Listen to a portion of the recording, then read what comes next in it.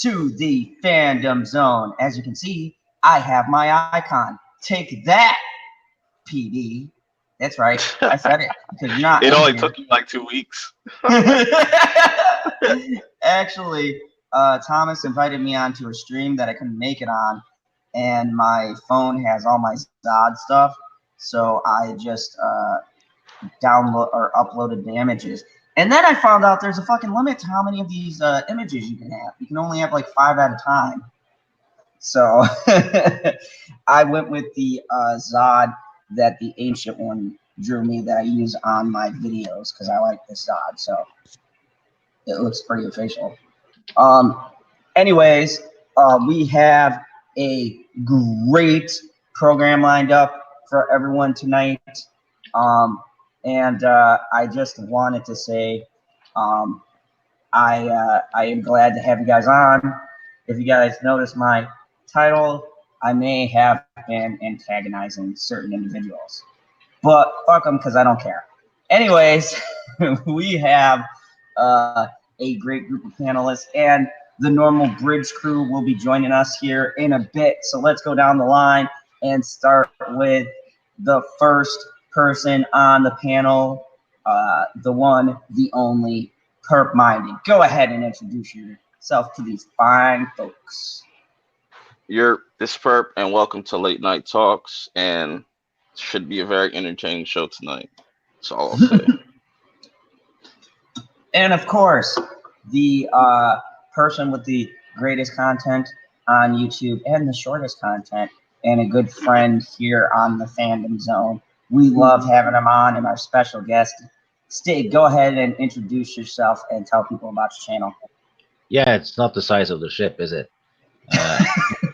But yeah, I'm not a YouTuber. I just have a couple of videos. That's it.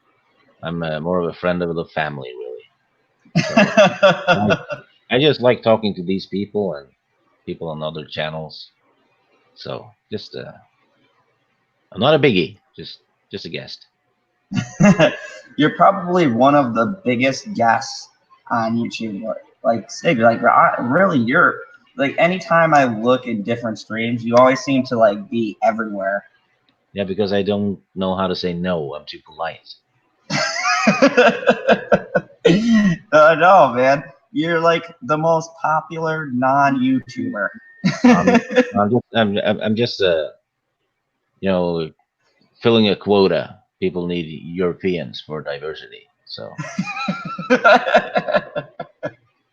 So already we have our pretty diverse panel here, and today we've got some very interesting topics to discuss tonight. A couple of interesting things that I'm going to be pulling up for you guys, and anyways, you know, just to give you some backstory, I created this title because I've had some people jumping into my streams as of late and giving me dislikes just for the sake of giving me dislikes. Now, I was told that I would attract these people, but if they want to come on my channel, go ahead because you're giving me views. So I really don't give a shit. You like me, that's great. You don't like me, I've got enough friends. So,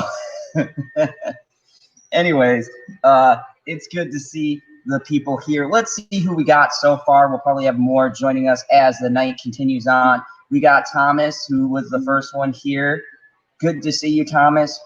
We've got Butterfingers. Welcome, Butterfingers. We got PD in the chat, not in the crew. Damn it. And we have Jamie Vick. Welcome. Tonight PB said something about space river nymphs, and you had to watch them.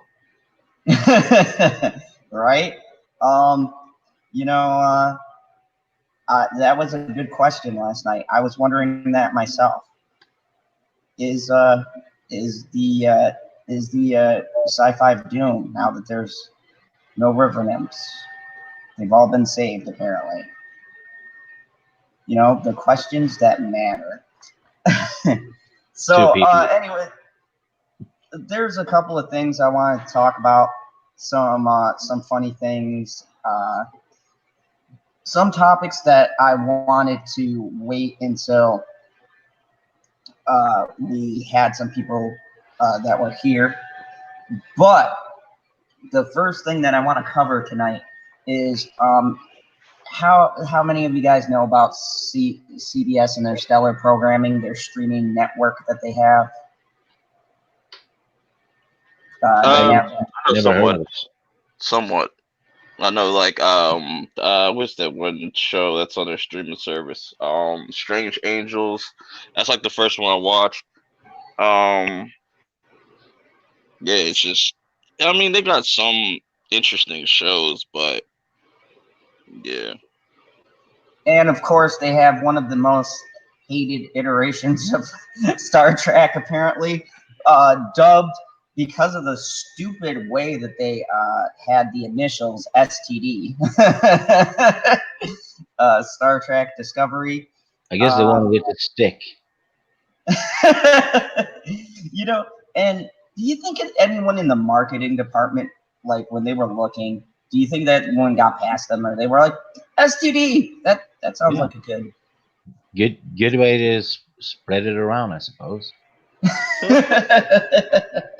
So I mean, CBS to me, I don't know their exact numbers, but I know that this streaming service has is in retrospect pretty new compared to the other streaming services that have been out. Hulu and Netflix, we always talk about them, but they have been out the longest, right? So all these other ones cropping up, even HBO Go, Cinemax Go, and all of them, they're all a byproduct of, I guess we can call it a stream wars. So CBS launched their own stream, and they started off with Picard, or not Picard, Star Trek Discovery, and they got other stuff from their channel on there. So I wanted to share something new coming on there because, uh, when they make up these things, I often wonder what the marketing department is thinking. So I was perusing around looking for things to have on the show tonight, and I came across this gem. So a new show is coming out called Why Women Kill.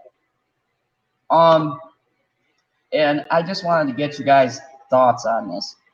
Would that be something It's interesting? because they're batshit crazy. uh, and I'm gonna. I saw that on the Twitter thing, but I'm gonna look something up. But I want to get you guys' thoughts. What do you think of them launching a show like this? It might just be a crime show. It might be someone being thinking he or she is being clever with gender politics. I don't know.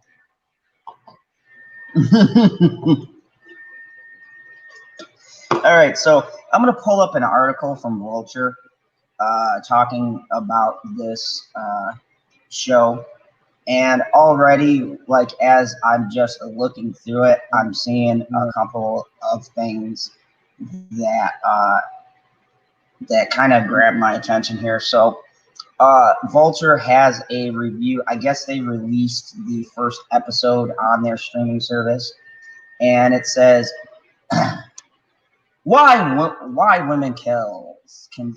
Consideration of a woman's anger is fun, but hollow." So Jennifer Goodwin's yearning smile is less expressive of emotion than a gentle mask deployed as she surveys the new Pasadena, California mansion that her husband, Sam Janger, has brought, seemingly without her input. It tugs at the edges of her mouth when a vicar vivacious. There we go. Yes, I did it. Neighbor wonders out loud why Rob treats Beth Ann Goodwin more like a maid than a wife, clicking his fingers against his mug as a signal for her to get up and bring him coffee. This smile, with its dynamic suggestion of tender loneliness, unspoken is the secret weapon of Why Women Kill, created by Mark Cherry of Desperate Housewives fame. Why Women Kill trampes through 3 wildly different time periods to tell a uh, frothy tale of what happens when women have had enough and their anger spills out into the world around them. In 1963, Beth Ann is a prime, unendingly loyal housewife who discovers, thanks to her neighbor, Shalene, that her husband is cheating on her with a perky blonde waitress despite the loss of their daughter that binds them together. In 1984, Simon is a rich, frivolous art gallery owner who throws parties and shops with all the garish extravagance you'd expect of that decade, and whose perfect life is disrupted when she learns her third husband, Carl, is gay and has been cheating on her. And in the current day, Taylor is the most level-headed and secure of the trio, a powerful lawyer in an open marriage whose stability is threatened when it becomes clear that the woman she's seeing on the side is more than a flame.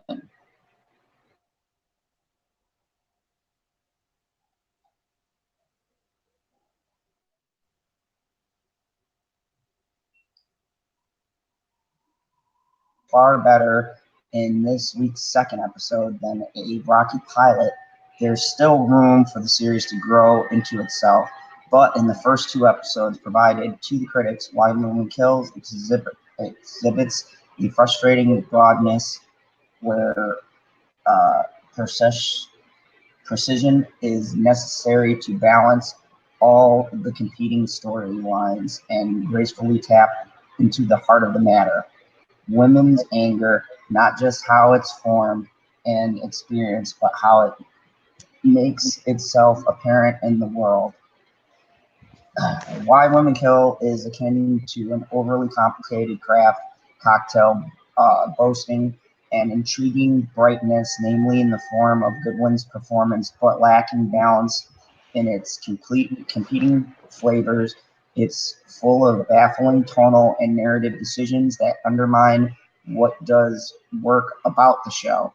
A handful of the performances, the over-the-top, nearly camp production design, the costuming, and undercuts its dramatic potential with broad, nearly slapstick humor that distances itself from characters rather than the illuminating who they are. This is most evident in Beth Ann's storyline, which feels the most cohesive and intriguing despite the well-worn material. After learning her husband's affair, Beth Ann transmutes her sorrow into a single goal, fixing her marriage, which in her mind means changing herself. Beth Ann throws herself into the task of making herself more desirable to her husband, going shopping for Barbie pink shoes and a magnificent dress, and changing her hair for the first time in years. Rob notices none of it, so she tries to fix the unspoken fissures in her marriage by enlivening their sex life in an awkward scene that ends up with Rob falling through the glass shower door and landing in the hospital.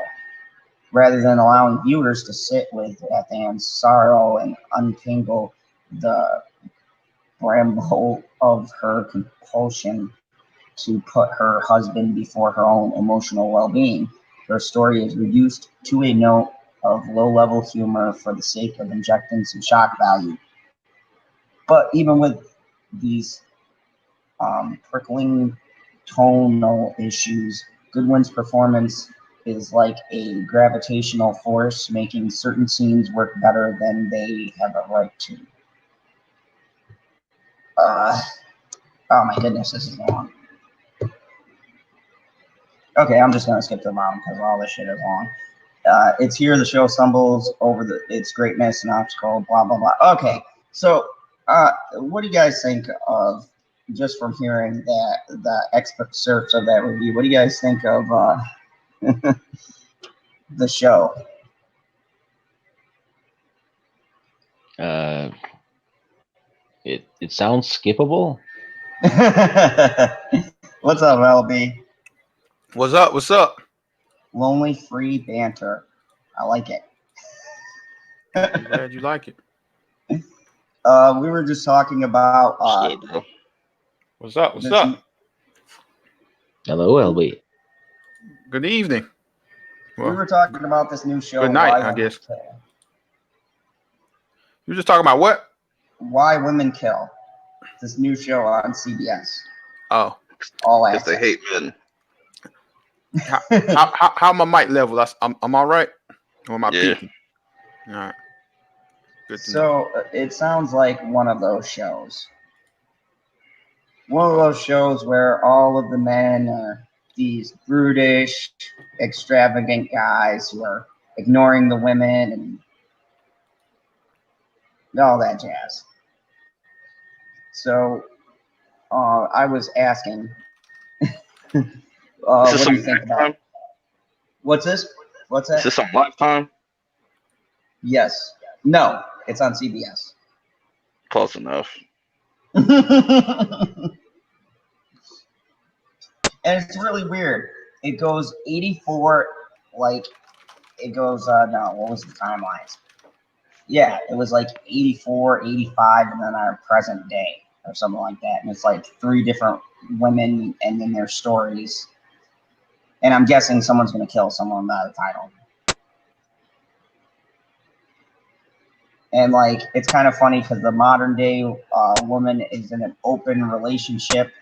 One of the other women is in a relationship with a guy who ignores them and treats her like a maid, and, you know, all the normal things you'd expect in a show like this. And it's from the creator of Desperate Housewives.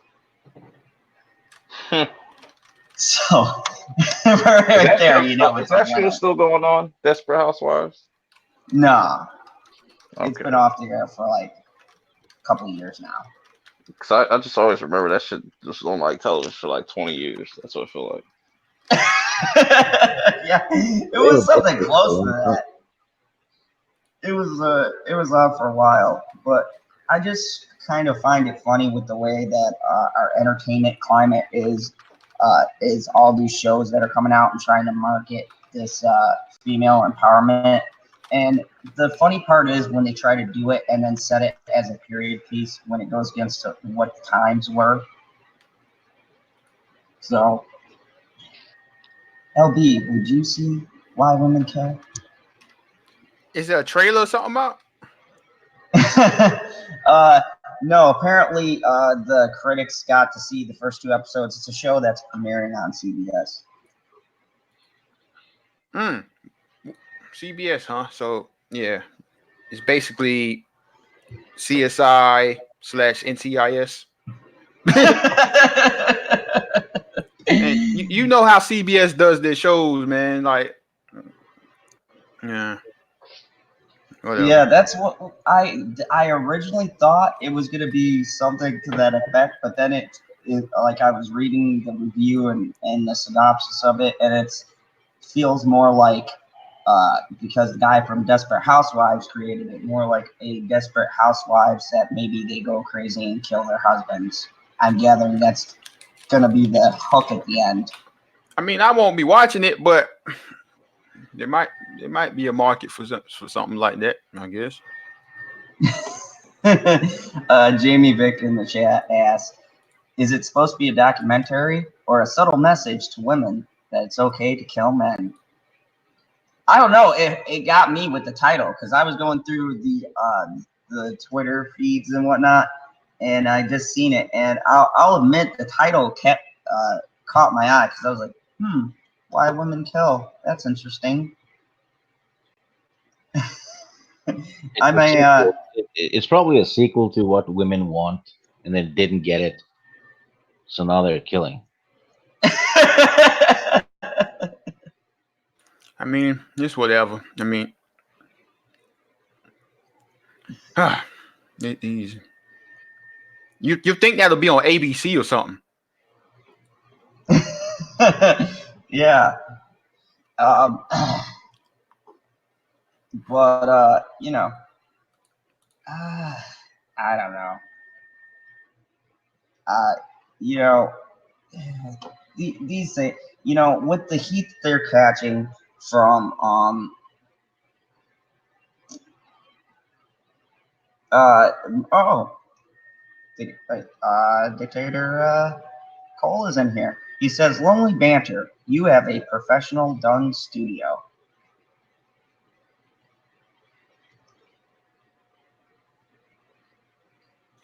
Swiggle bear for Dictator Cole. Yeah. So, Benzo H is in here. Welcome. Shouts to everybody. And all the haters.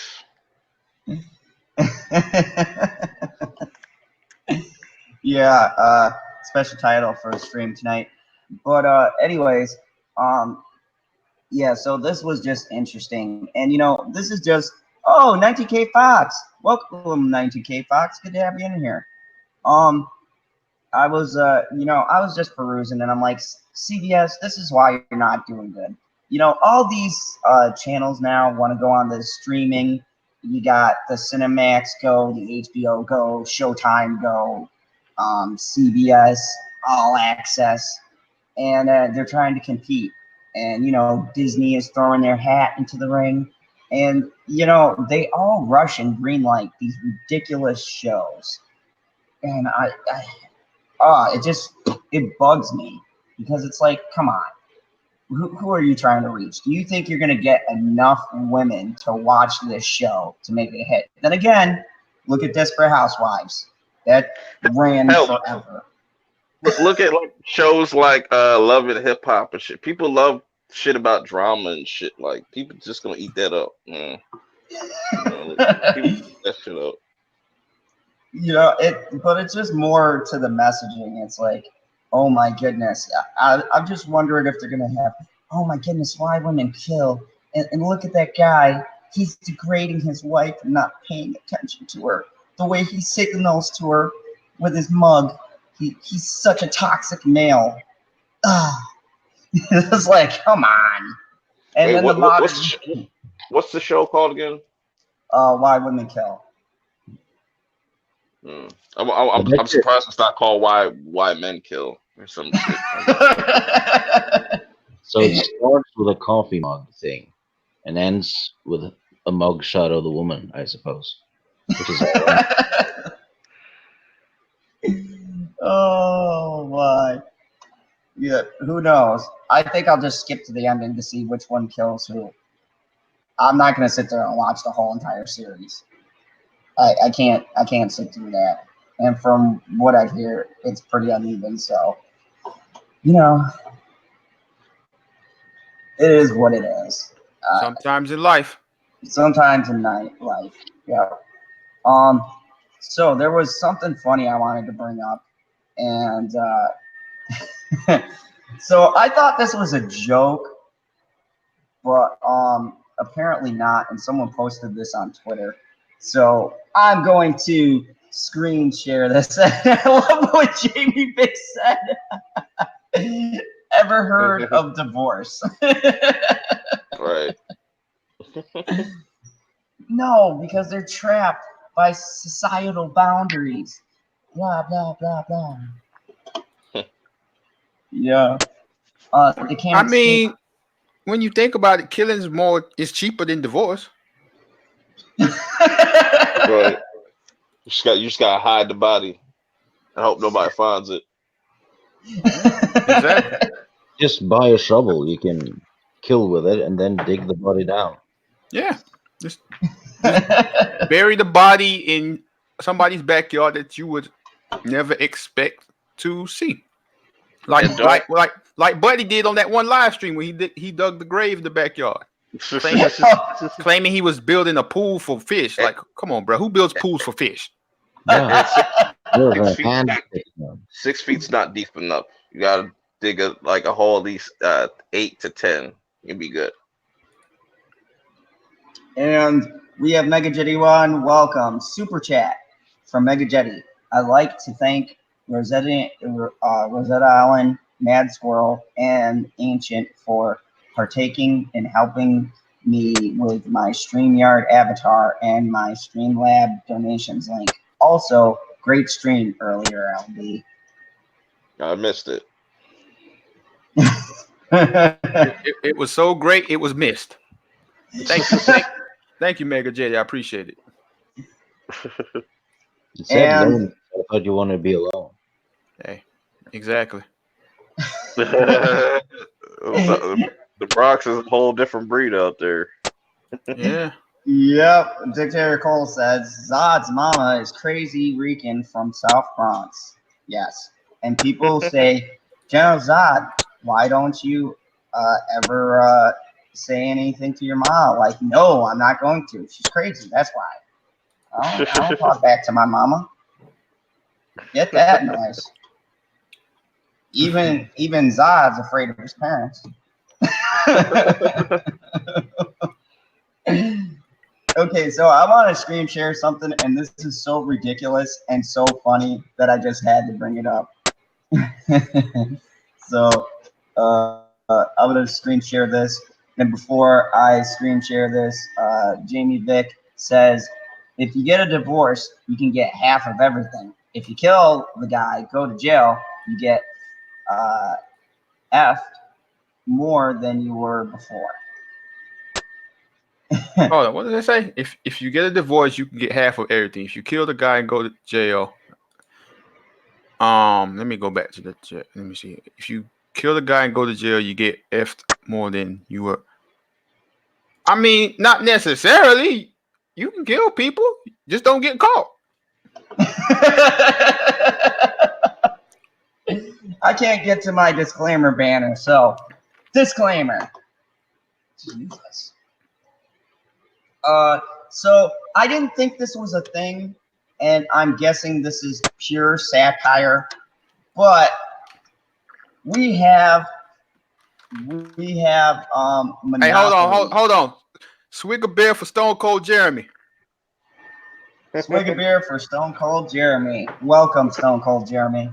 What kind of beer is that, by the way? I'm not telling you. You might laugh at me. What is it, Blue Moon? Nah, no Blue Moon today. No Blue Moon today. Blue Moon's all right. So we have Monopoly Socialism has sent Twitter into a tailspin. Even Ted Cruz weighs in. This is Monopoly, the socialism edition. This is a real thing? Yeah, this is a real thing. I swear to God, I didn't. Are you serious? Yes, it's a real thing. There's here's Why is the money included? That can't be real. Yep, it's a real thing. No. Is it a clumsy, harmless satire or a misrepresentation of everything Monopoly is supposed to stand for? Monopoly socialism. Is that a real thing in America, or did they put that out in Cuba or something? No, you can get it at Target. It's like Monopoly socialism, Target. You can get this at Target. So does everybody win in the game? Well, this will make all the angry Spider-Man fans happy. Monopoly has been causing chaos, tearing down familiar relationships for decades. So it makes perfect sense that Monopoly is taking its brand values of frustration, anger, and rage to online discourse.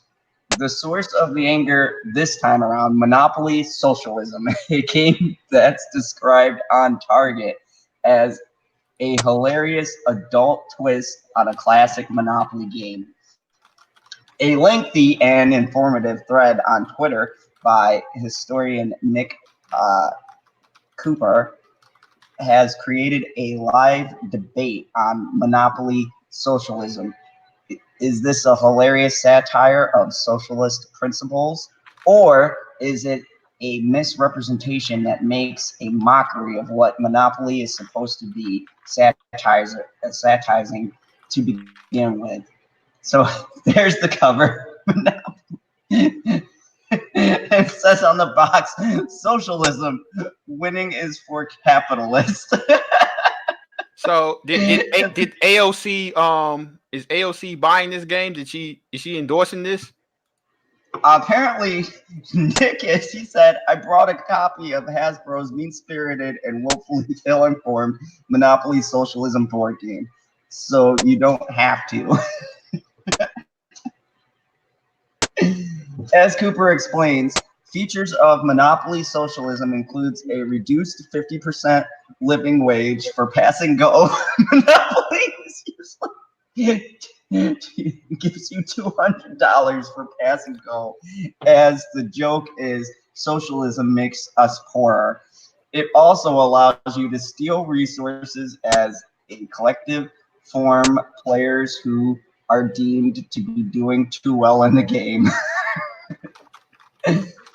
But when a minimum wage increase, this wage doesn't actually increase, but instead, once again, for no reason, the community fund pays money to a private bank. So here's the card. Play this card immediately. Medium wage increase. Sucks to be a small business owner. Pay bank 100 for community fund.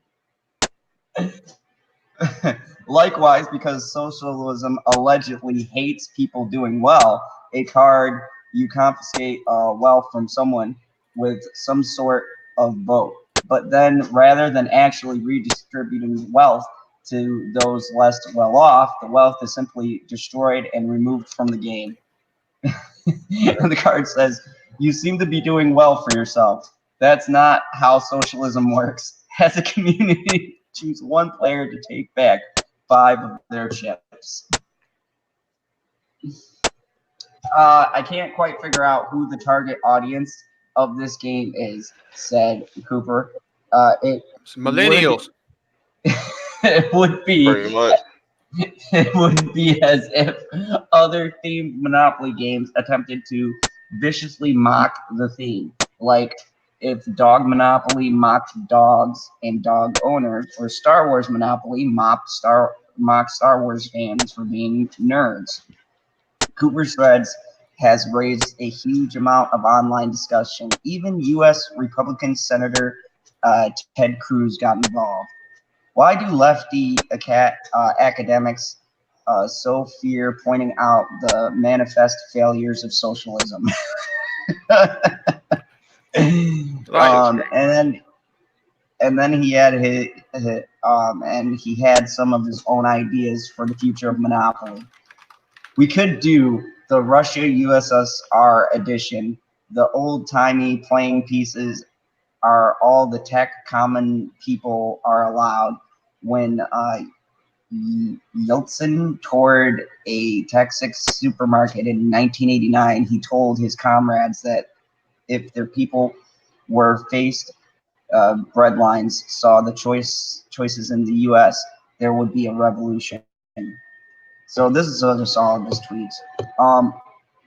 But most online discussions mocked Monopoly Socialism for directly contradicting the purpose of the original game, initially called the Landlord's Game, which was designed to promote the theories of Henry George, an economist who believed people should own the value of the goods they produce, and that land should be common property. And then someone wrote, "It's sort of weird that Hasbro has a version of Monopoly trying to mock socialism, considering that the capitalist goal of the original game is to bankrupt your friends and take all their stuff." And then there's some more threads. Some people thought it wasn't worth getting upset about. And someone said, "I brought a copy of Hasbro's Socialism Monopoly and had a good time. I think you need some friends, man. Screaming into the void about a new board game you can't play has got to be damaging to your psyche." This isn't the first time Hasbro has tried to use Monopoly brand to stir up controversy. Back in 2018, it released Monopoly for Millennials, a game with the tagline, "Forget real estate, you can't afford it anyways." Oh, so What do you guys think of socialism monopoly? I don't know. I mean, I think it's hilarious. It is. It's a great bit of satire, and it's gonna trigger a lot of the right people, I think. And I don't know. I probably wouldn't play it, but well played to the people who came up with it. It's it's good fun. Perp, what do you think of socialist monopoly? Like I said, I think this would be fun as a video game to just see who could win, but probably nobody because socialism doesn't work in our country. So LV, what do you think of socialism monopoly?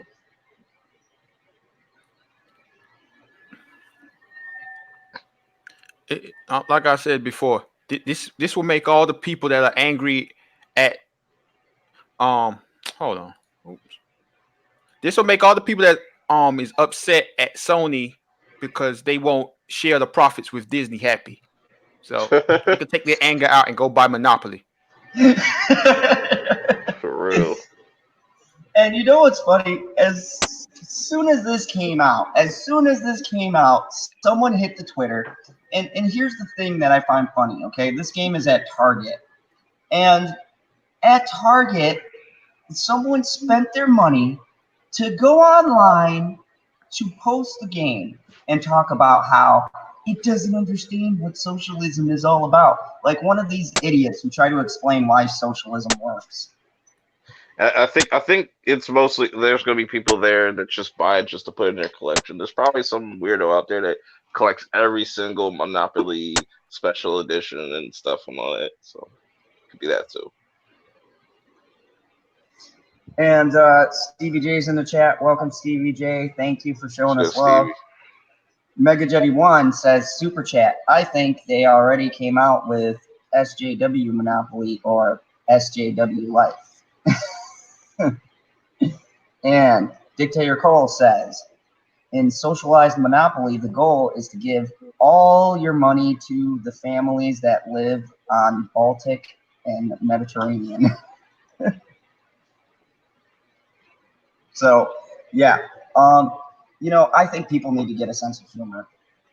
It's ridiculous that people get bent out of shape over a board game that's clearly made for satire. Like the big thing that's been out is the talk of, remember we all mocked the socialist convention.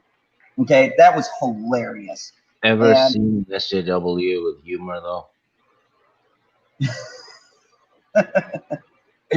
No, they have humor? No, they claim they do, but it's not funny.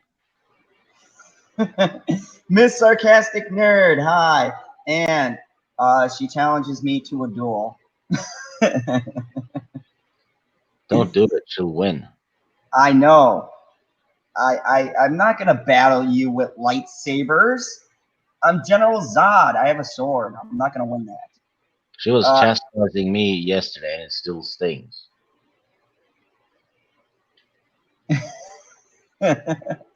And Ali, the PB Otter, welcome. I have a feeling I know that otter.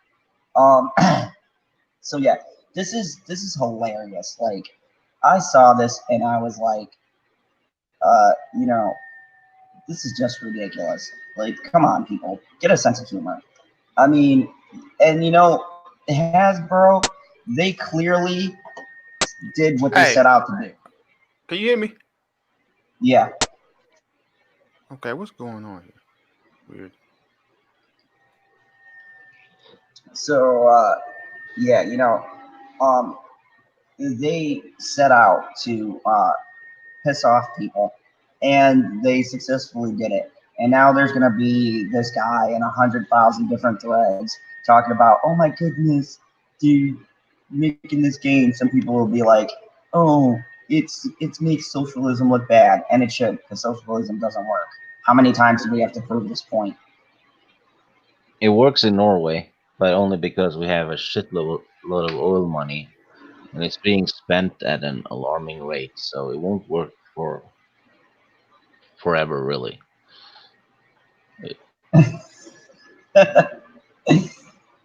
Yeah, I think that it's just ridiculous. These people are so foolish. Stone Cold Jeremy says, I think that socialism or socialist meeting was a comedy skit written by Matt Stone and Trey Parker.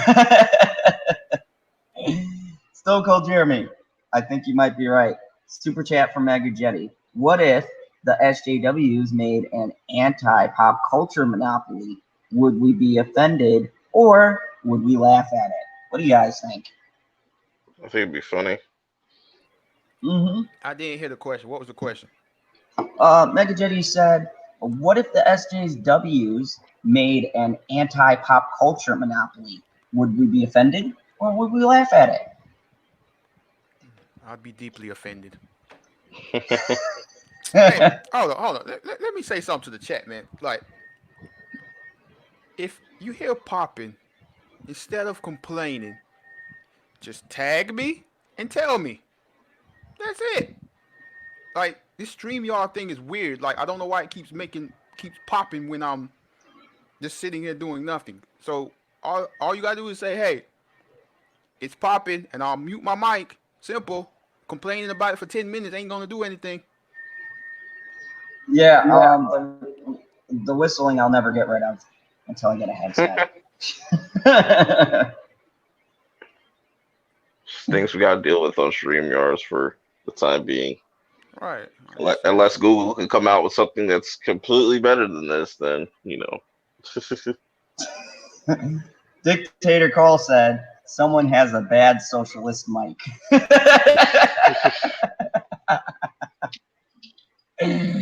Oh, that's hilarious. So yeah, I wanted to cover that because it's just ridiculous. Like, these people, it's like we talk about, and you've said it several times, LB. It's people complaining for the sake of complaining. Getting noticed, getting the tags. If you're on Twitter, getting the followers. The dude had like 16.8K people who responded on the thread. So it's all a bunch of clicking stuff. Half these people probably aren't even outraged, or they just don't care.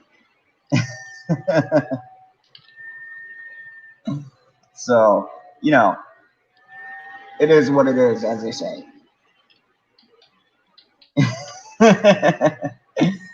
So yeah, that was that. I thought that'd be a funny little thing to put in there because it's hilarious that people get so bent out of shape about socialist monopoly. I think we should all get a game one day, and we should all get the game and then live stream playing against each other. That would be hilarious. Isn't it ironic though? They're pissed off about monopoly, yet they want a monopoly on victimhood. right. They got the boardwalk and park place of victimhood. It's ridiculous, guys. So yeah, the next thing that I wanted to cover,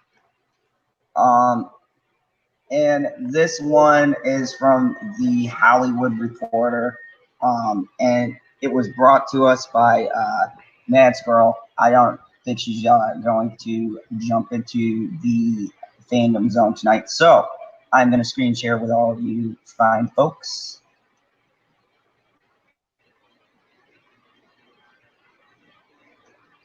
We have from the Hollywood Reporter how Spider-Man divorce shows ugly side of fandom.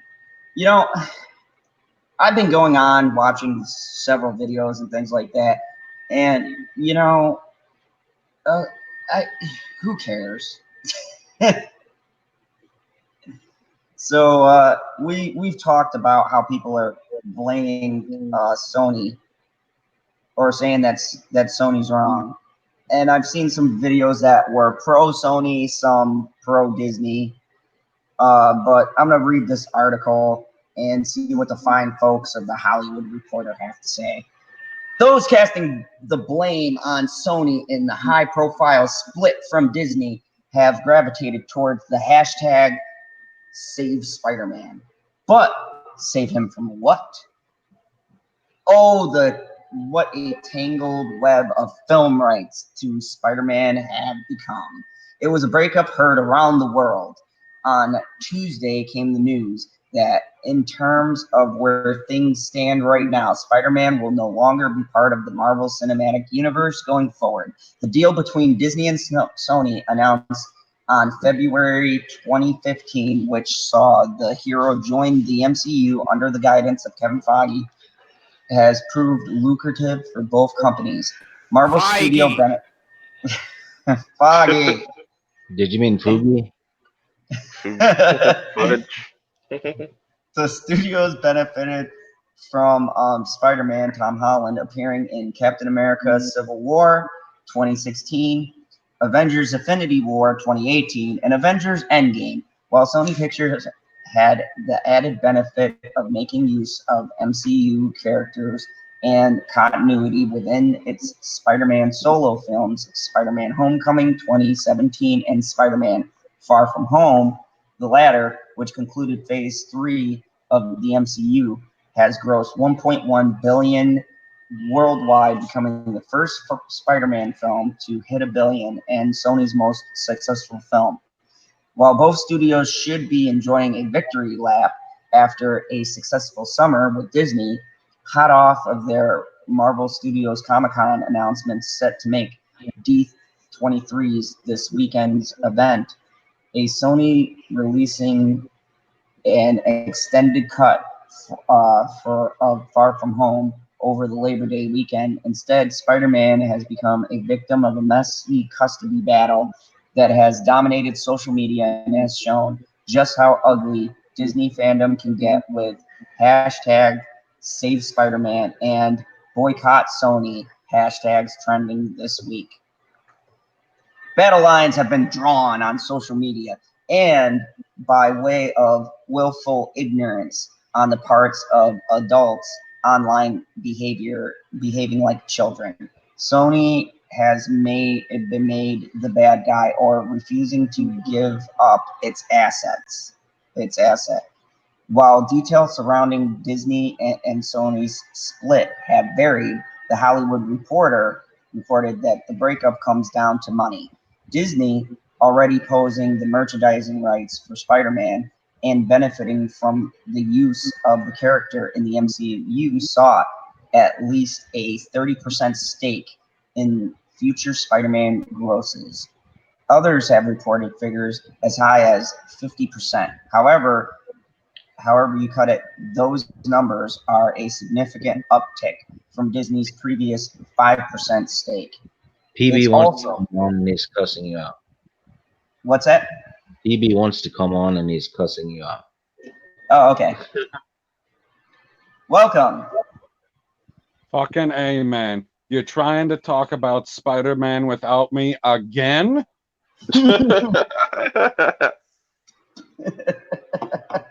Damn it. And I'm sitting here in the chat and he's just reading along.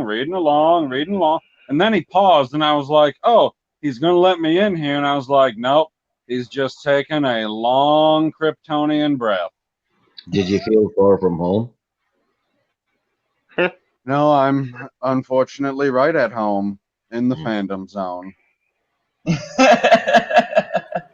Welcome to the Fandom Zone. Thank PB. you. How's it going tonight, everybody? It's going well. That's good. Just peachy. Mediocre.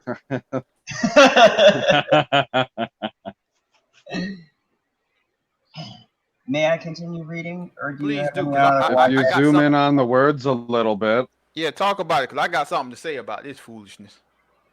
Okay. Me too. Others reported figures as high as 50%. However, you cut it, those numbers are a significant uptick from Disney's previous 5% stake. It's also worth noting that while Sony's Spider-Man films may receive an uptick in box office grosses for their MCU connection, the studio doesn't even receive a share of the grosses for the Marvel Studios films, in which Tom Holland's Spider-Man appears in. Sony film chief Tom Rothman and CEO Tony, God, I was doing good. No, you weren't. You can't say Kevin Feige. Foggy. Didn't say Feige, it said Fugi. Foggy? It's Feige. his Kevin New York Feige, accent. Feige. That New York I accent. No shit. I'm just going to say Tony. I'm not even going to try that last name. Walked away from Alan Horn and Alan Bergman's Disney demands. It's not hard to understand why. Spider-Man is Sony's biggest asset. And it's true even without Disney's involvement, while vocal defendants of Disney are clinging to the notion that Disney offered a 50% co-financing on the films. It's easy to see why Sony would reject it. Far From Home cost $160 million before marketing, and it made a little over $1 billion, operating under the assumption that a third Spider-Man film would cost a similar amount and gross just as much. Then Sony paying $80 million to give up anywhere from 30% to 50% of its $1 billion gross is a game that no smart business owner would play. Even if a third Spider-Man movie makes a little less without the MCU connection, Sony still stands to profit more than it would by acquisitioning to, or yeah, did I say that right? You should not talk about acquiring stuff. To Disney's terms. No live-action theatrical Spider-Man film has grossed less than $700 million worldwide. With hashtag Save Spider-Man and hashtag Boycott Sony having emerged as trending topics during the week, it's concerning to see fans rally behind the multi-billion-dollar corporation that is Disney and position them as a noble underdog in this fight. Disney undeniably knows how to sell a product and get fans excited about properties that were once part of nerd culture. And now the world's largest... Whoa, pause. Once part of nerd culture? That's what you said? Yes. Okay. Once part of nerd culture. And now the world's biggest media sensations. The buzz around D23, the Disney fan event kicking off Friday, is evidence enough of that. And there's no denying that Disney has done some great things with MCU and Spider-Man specifically. Marvel Studios president Kevin Feige, right? Foggy? All right, you're insulting me now. We went through this. We even sounded it out. It's Feige. Like, how you can't pronounce Feige? Say it. I don't know. Say it. I'm the line. Say it. Don't say it, God. Just keep at it. Say it. Feige. Was There that you so go. hard to do? Yes. Is a skilled No craftsman, idea. and he helped move the character in some directions we've never seen before, adding a freshness and modernity to a character most audience know inside and out. But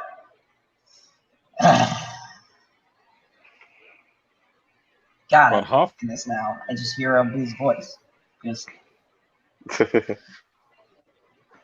Feige is only one cog in a great machine that is plowing over everything in sight. Disney's dominance has come at the cost of swallowing other companies whole, eliminating competition, Pause. creating a hemorrhaging within our pop culture. True. And facilitating mass amounts of job losses. And I can tell you, as a Disney fan, that being excited about what it's offering while also being aware of the company's great appetite are not mutually exclusive terms. 5 of the 6 highest grossing movies worldwide in 2019 are Disney films. The only one that isn't is Sony's Spider-Man Far From Home, with Disney's Frozen 2 and Star Wars: The Rise of Skywalker still to come this year. It's nearly a sure bet that 7 of the year's highest grossing films will stem from The House of Mouse, coupled with the fact that Disney Plus is launching in November and Disney now has 20th Century Fox's IP at its disposal. Disney's dominance is alarming, made more so by fans who think the company can do no wrong and will celebrate job losses if that means that they get to see their favorite properties bundled under one roof. Quality of film is, of course, subjective, but a narrative has emerged that supposes Sony will ruin Spider-Man without Foggy to bring up the well-liked Spider-Man 2002 or Spider-Man 2 2004. And you'll be told that those films happened a long time ago. Bring up the fact that Sony's last non-MCU Spider-Man film, Spider-Man Into the Spider-Verse, won the Oscar for Best Animated Feature, and you'll be told, as I have been, that it's animated so it doesn't count, or that it's a broken clock is right twice a day. Those casting the blame on Sony in this situation have gravitated towards hashtag save Spider-Man, but save him from what? Those voices love to point. Wait, did you say that Spider-Man counted as an anime? No, people are saying that it doesn't count because it's animated. No, I'm saying, is it an anime? No, it's just animated. Okay. It's not a Spider-Man anime. It looks kind of more like a comic book. You have to. I know what it looks like, guy. Continue. Those voices love to point it to Spider-Man 3, 2007, The Amazing Spider-Man 2012, and The Amazing Spider-Man 2, 2014, and Venom 2018 as examples of how Sony doesn't get the character. They've already made up their minds about the upcoming Morbius and Venom 2 that will further expand Sony's universe of Marvel characters. Those released films have their issues and messy aspects, sure, but in each of those are moments of greatness that capture Spider-Man just as well as any comic, whether that be the pathos of Peter Parker, the costume, the web slinging, or the underappreciated humor of Venom's early miniseries. Studios change. I think it catches him better than any comic. Yes, I agree. Oh. Oh my goodness, this is long. Yeah. The past is so often where studio fans dwell. Realize a dozen good movies and everyone is quiet, but release one that flops or let a bad idea become public and that dominated the conversation. There's a percent of pointing to the ideas discussed in Sony's 2014 email leak as signs of impending failure, like an Aunt May film featuring her as a secret agent. But not every brainstorming session is green. All right. He ain't doing nothing but rambling about the past. There ain't no reason to read the rest of this. We got the gist of this article. Yeah, how much longer is it? It's just bullshit. I've seen all the other Spider-Man movies, Amazing Spider-Man 2, because I was told I didn't need to. You don't. Could I start this off? Go ahead, bro. All right, because all right. I don't understand how they're gonna certain Marvel fans see this as a bad thing. They should look at it as a good thing. like, look at the direction where the MCU is going. Wouldn't you want Spider-Man to be out of that? You know, because if he goes, because where the MCU is going, they're going into this quote unquote woke phase. So, do you want a woke Spider-Man or a Spider-Man that's going to be actually possibly done right? You know, I mean, to counterpoint that, Sony they did approve Zendaya, hmm that hey, and that's they true. they did make Flash Thompson Indian. That's true. Yeah, we know how Zod feels about Touche, Indians. touche. But all right, so my problem with this article is they went at it from the perspective of attacking the fans. So after they start off attacking the fans, then they go into explaining why this you shouldn't be siding with Disney. So instead of being a good journalist or op-ed or whatever they consider this article and educating fans who don't know why you shouldn't be blaming Sony and siding with Disney, they went from the angle of attacking the fans. So that like all the good points he made are in the part of the article where most people ain't gonna read. Cause like, why are you gonna continue reading the article when you're being attacked as a fan? But Right. like, Because they don't care if you read the article because you already right, clicked on the article and they got the money from the ad. yeah, yeah, and like, I mean, I agree with his point. Like when he's actually going into the parts about trying to educate the reader on why your siding with Disney is silly. But man, yeah, man, the whole premise of this thing is just ridiculous. Like And, they need and, they need go ahead. no, my fault. But I was just like, it's just so stupid for people to just pick sides. I was like, you don't want Disney to do everything, you know, just like you don't want Sony to just do everything. You never want a company to just be the sole for just everything.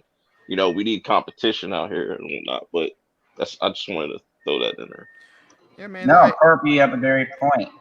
You it's know, it's just going to be interesting to see how Marvel fans react when the shill media and all that are attacking them, because they were chiming in with the shill media when the Star Wars fans got attacked. So Yeah, right. that will be interesting. now, now it's their turn, it seems. Man, it's like, man, this is a real careless article. Like seriously, like I know you don't want to attack Disney because you still want to get access for like the exclusive Disney article. I mean, stuff you do with the Marvel stuff. But still, man, this is reckless. Like this is messy. Like no, man, don't attack the fans who don't know any better. Because there's plenty of fans that have no clue. Like as you see, as all the many fans siding with Disney, like talking about why Sony won't share the money. Like educate people. That's what you're here for. Your articles. Right. I mean, I look at it this way: Iron Man is dead, Venom is alive. Where do you want Spider-Man? Yeah. Is the I don't need him in the MCU, even if I am going to continue watching it. Like if it goes super woke and the movies are fucking terrible, I don't need Spider-Man. And even if Spider-Man is in them, is he going to make the movie better just with his presence? Probably not. He wasn't the reason why Civil War was so great. No, most people didn't even know he was going to be in the movie until they threw him in there. There was Yeah, they real threw him in this movie. speculation. Exactly. So even, well, I mean, we could look at it this way: he could disappear for an entire phase and then come right back in phase 5.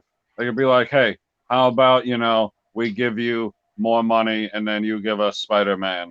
And they'd be like, oh, well, that's a better deal. So we'll take that deal now.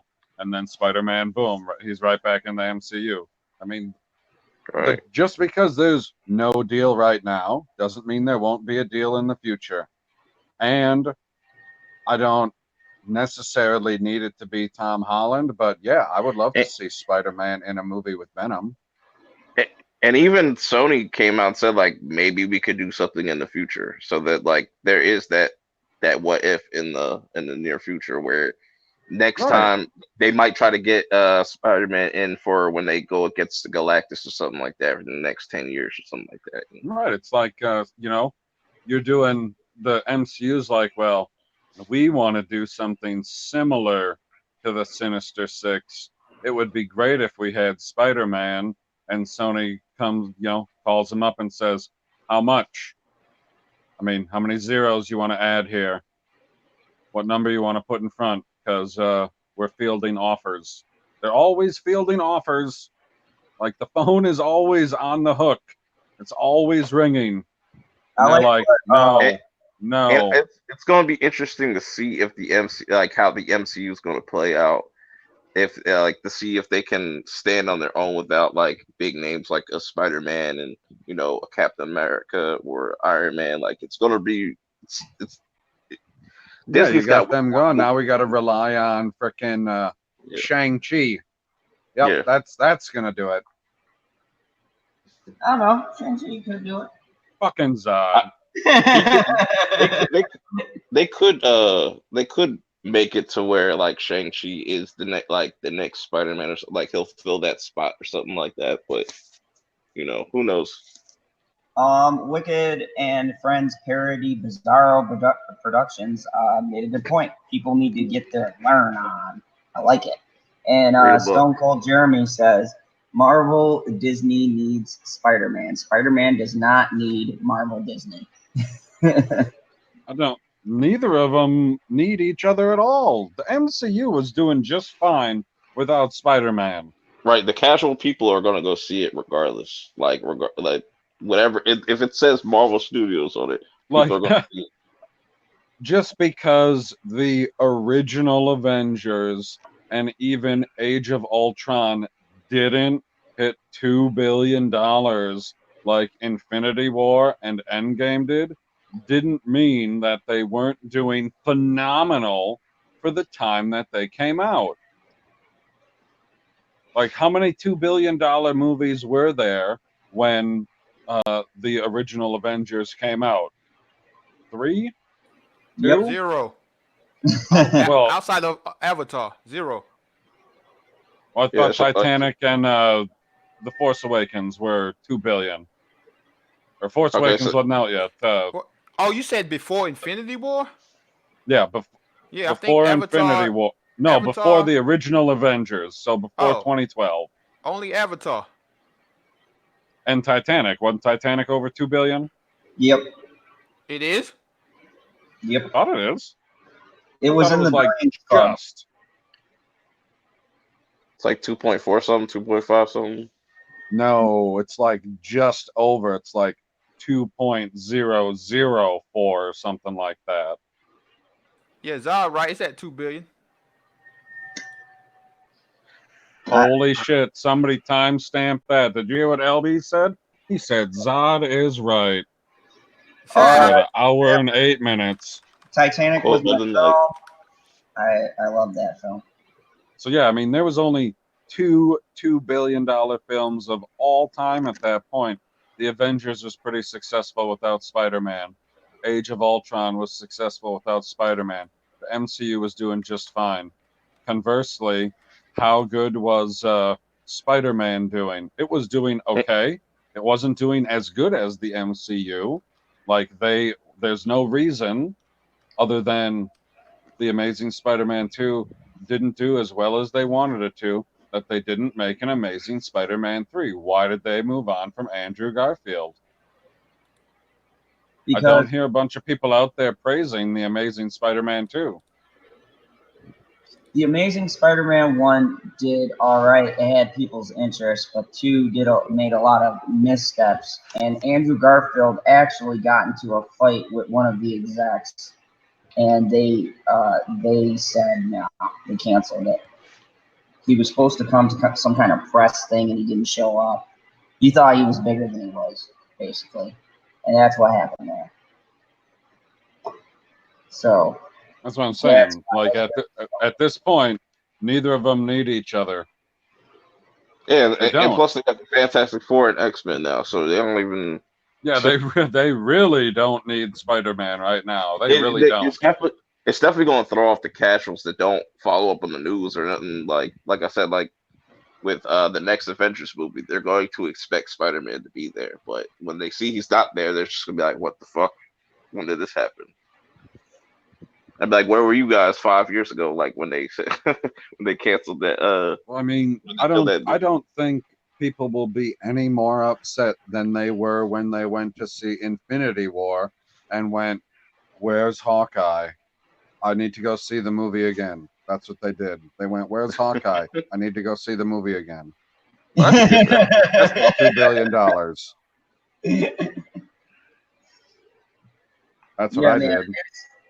And you know, a lot of other YouTubers have been touching on this, and I'm just like, look, I understand we all gotta get our clicks, but you know, my personal opinion is that people are making a big deal out of nothing.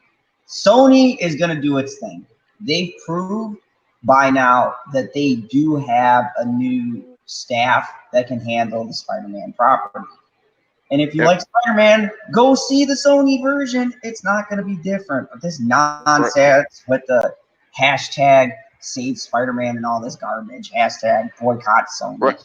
It by the time. Every time. By the time like Phase 4 starts to roll out and stuff, people will completely forget about Spider-Man even being in the MCU.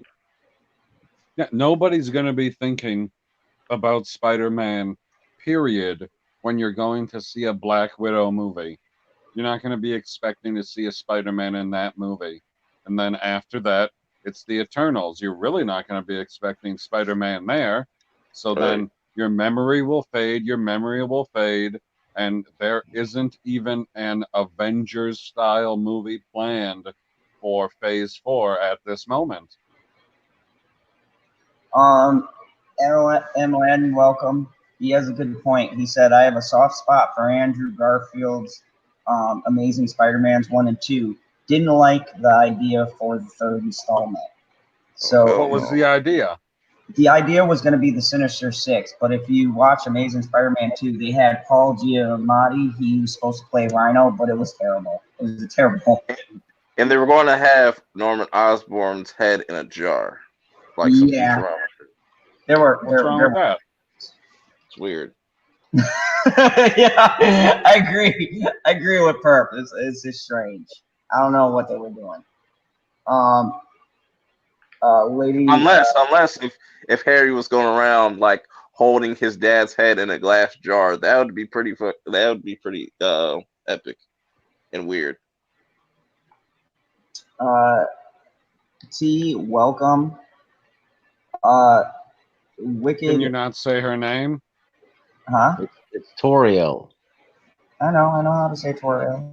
Well, then say it. Toriel, welcome.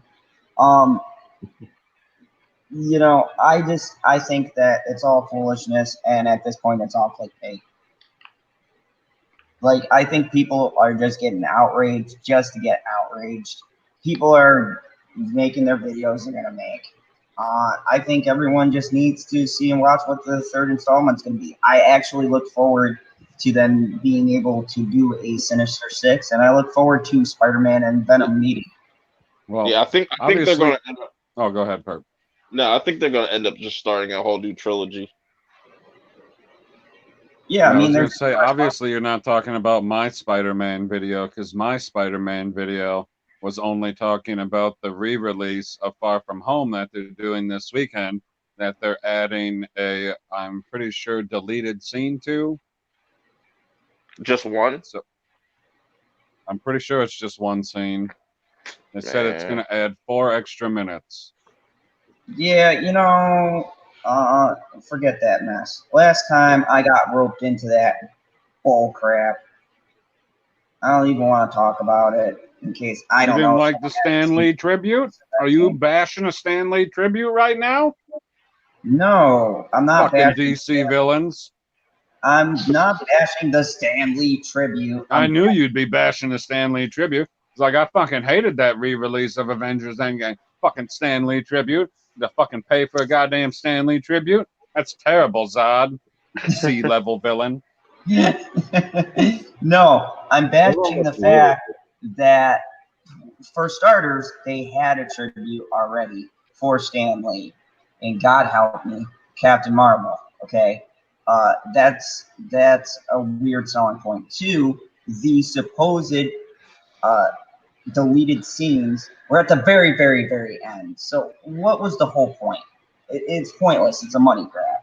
Just like this one's going to be a money grab too. I'm going to, I don't pay, but other people who are going to pay to want see it. Spider-Man to make more money than Captain Marvel?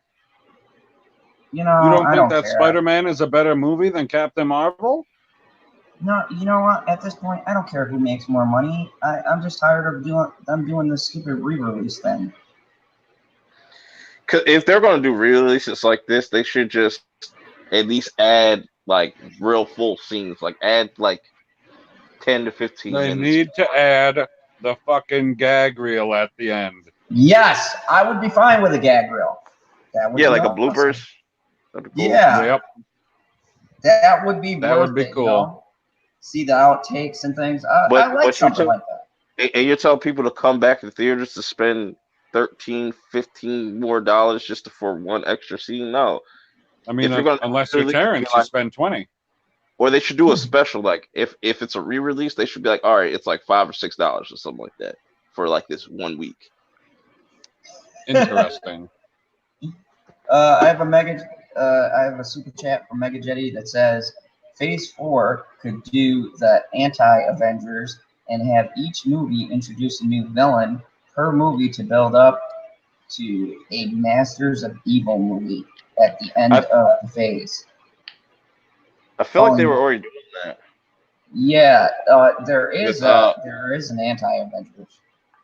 Like, isn't we have a Master of Evil right here, right, LB?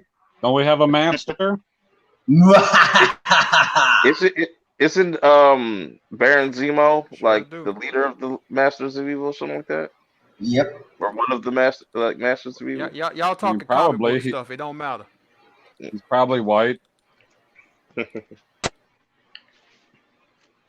We're not. They're in the cinematic universe. LB accounts.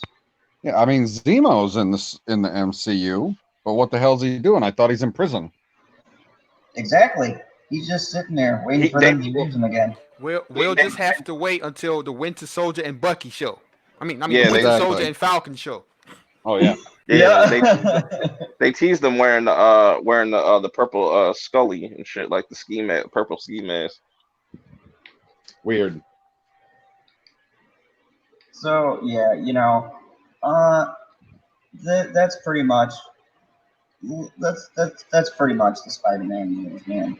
I've seen this covered so many times. I get tired of talking about it. It's just whatever. You know what? Let's just wait and see, people. Stop getting all up in arms. Stop your stupid hashtag. Save Spider-Man. Hashtag boycott Sony. Come on. How about hashtag boycott DC? Not DC. Disney. No, I'm good with that. Hashtag boycott DC Universe. I will kill you with my laser beam. I'm just joking. I don't endorse boycotts, and you know that. Boycott Disney Plus, because that shit gonna be a bunch of remakes and trash shit, sprinkled in with a little actual like good material in there. But it's gonna be Netflix. Basically. Nah, Netflix still got more range and variety than these other platforms that are coming out. If you put in the code PERF, you'll get a discount off your Netflix. Right. No, you won't. You'll get it for free. Yeah, I'm the plug. I can get you Netflix for free. It's called Cody. Just send him a DM and he will link you to an app. First, you got to follow him on Twitter at PerpMinded. It's amazing, like people that jump in my comments and ask questions. The things I said in the actual video. Video about Spider-Man? Yeah, someone just asked. What did he say? Is Holland starring and John Watts directing? I literally said in the video, Tom Holland is starring in the next 2 movies, and John Watts is scheduled to direct. And it's also in the description. Hey, I guess.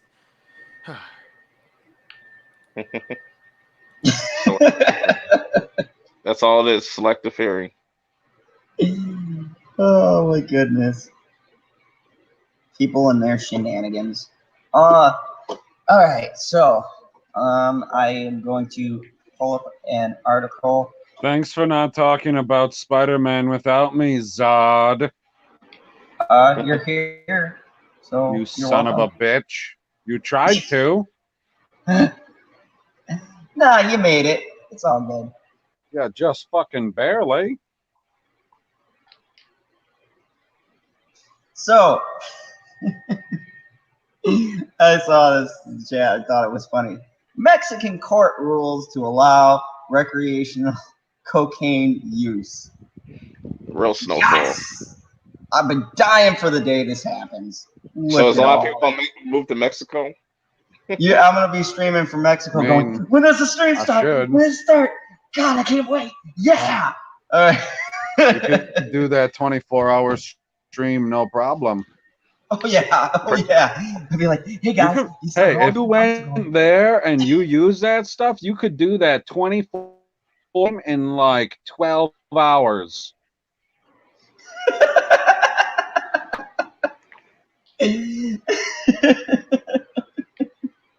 You could do it, Zod. I believe in you. I want to plug something real quick since we talk about cocaine. Definitely go check out Snowfall on FX. You can find it probably on like Hulu or something. Definitely go watch it. Very interesting stuff. Oh, Proceed. Interesting. Jesus. A Mexican judge has granted 2 people's request to be allowed to use cocaine recreationally. The organization behind the cases said Tuesday, calling it a historic step, though it must be first be reviewed by higher court. The rulings, the first of their kind in Mexico, would allow the 2 petitioners to possess, transport, and use cocaine, but not to sell it. You can only use it. According to Mexico United Against Crime and an organization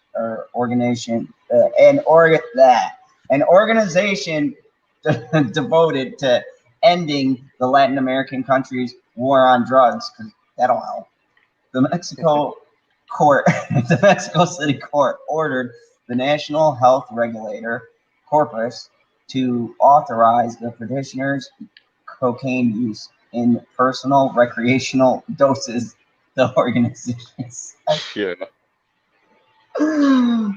Oh my God. However, a Corpus official told AFP the regulator who moved to block the court order, which was delivered in May, arguing that issuing such authorization would be outside its legal remit. The case must now be reviewed by a panel of judges. The ruling will only take effect if they side with the original decision, and would only apply to the 2 people who brought the cases, whose names were not disclosed. This case represents another step in the fight to construct alternative drug policies that allow Mexico to redirect its security efforts and better address public health. What? Yeah, boy. You have any idea how fast you can address public health on that stuff? Their argument to let these 2 do a regulated amount of cocaine is that it would allow law enforcement to better address public There's health. like there's no such thing as a limited amount of cocaine. Like that shit gonna blow up in their face. Mexico United Well, Against Crime. knows. You'd be like, oh, you can use it. Nah. sell it though. You're like, what? I'm doing both. Like, that's crazy. But weed is still illegal. Mexico United Against Crime said in a statement, "We have spent years working for a more secure, just, and peaceful Mexico." Good luck with that. This case is about insisting on the need to stop criminalizing drug users and designing better public policies to explore all the available options, said the group director, Lisa Sanchez. Mexico has been slowly moving away from its strict prohibitionist drug policies in recent years. The Supreme Court has authorized recreational marijuana use. Oh, okay, so marijuana, I guess, is getting involved. Use in individual cases, including one brought by the Hollywood actor Diego Luna and leftist President Andre Manuel Lopez. Nicely done. Until I got to the last one.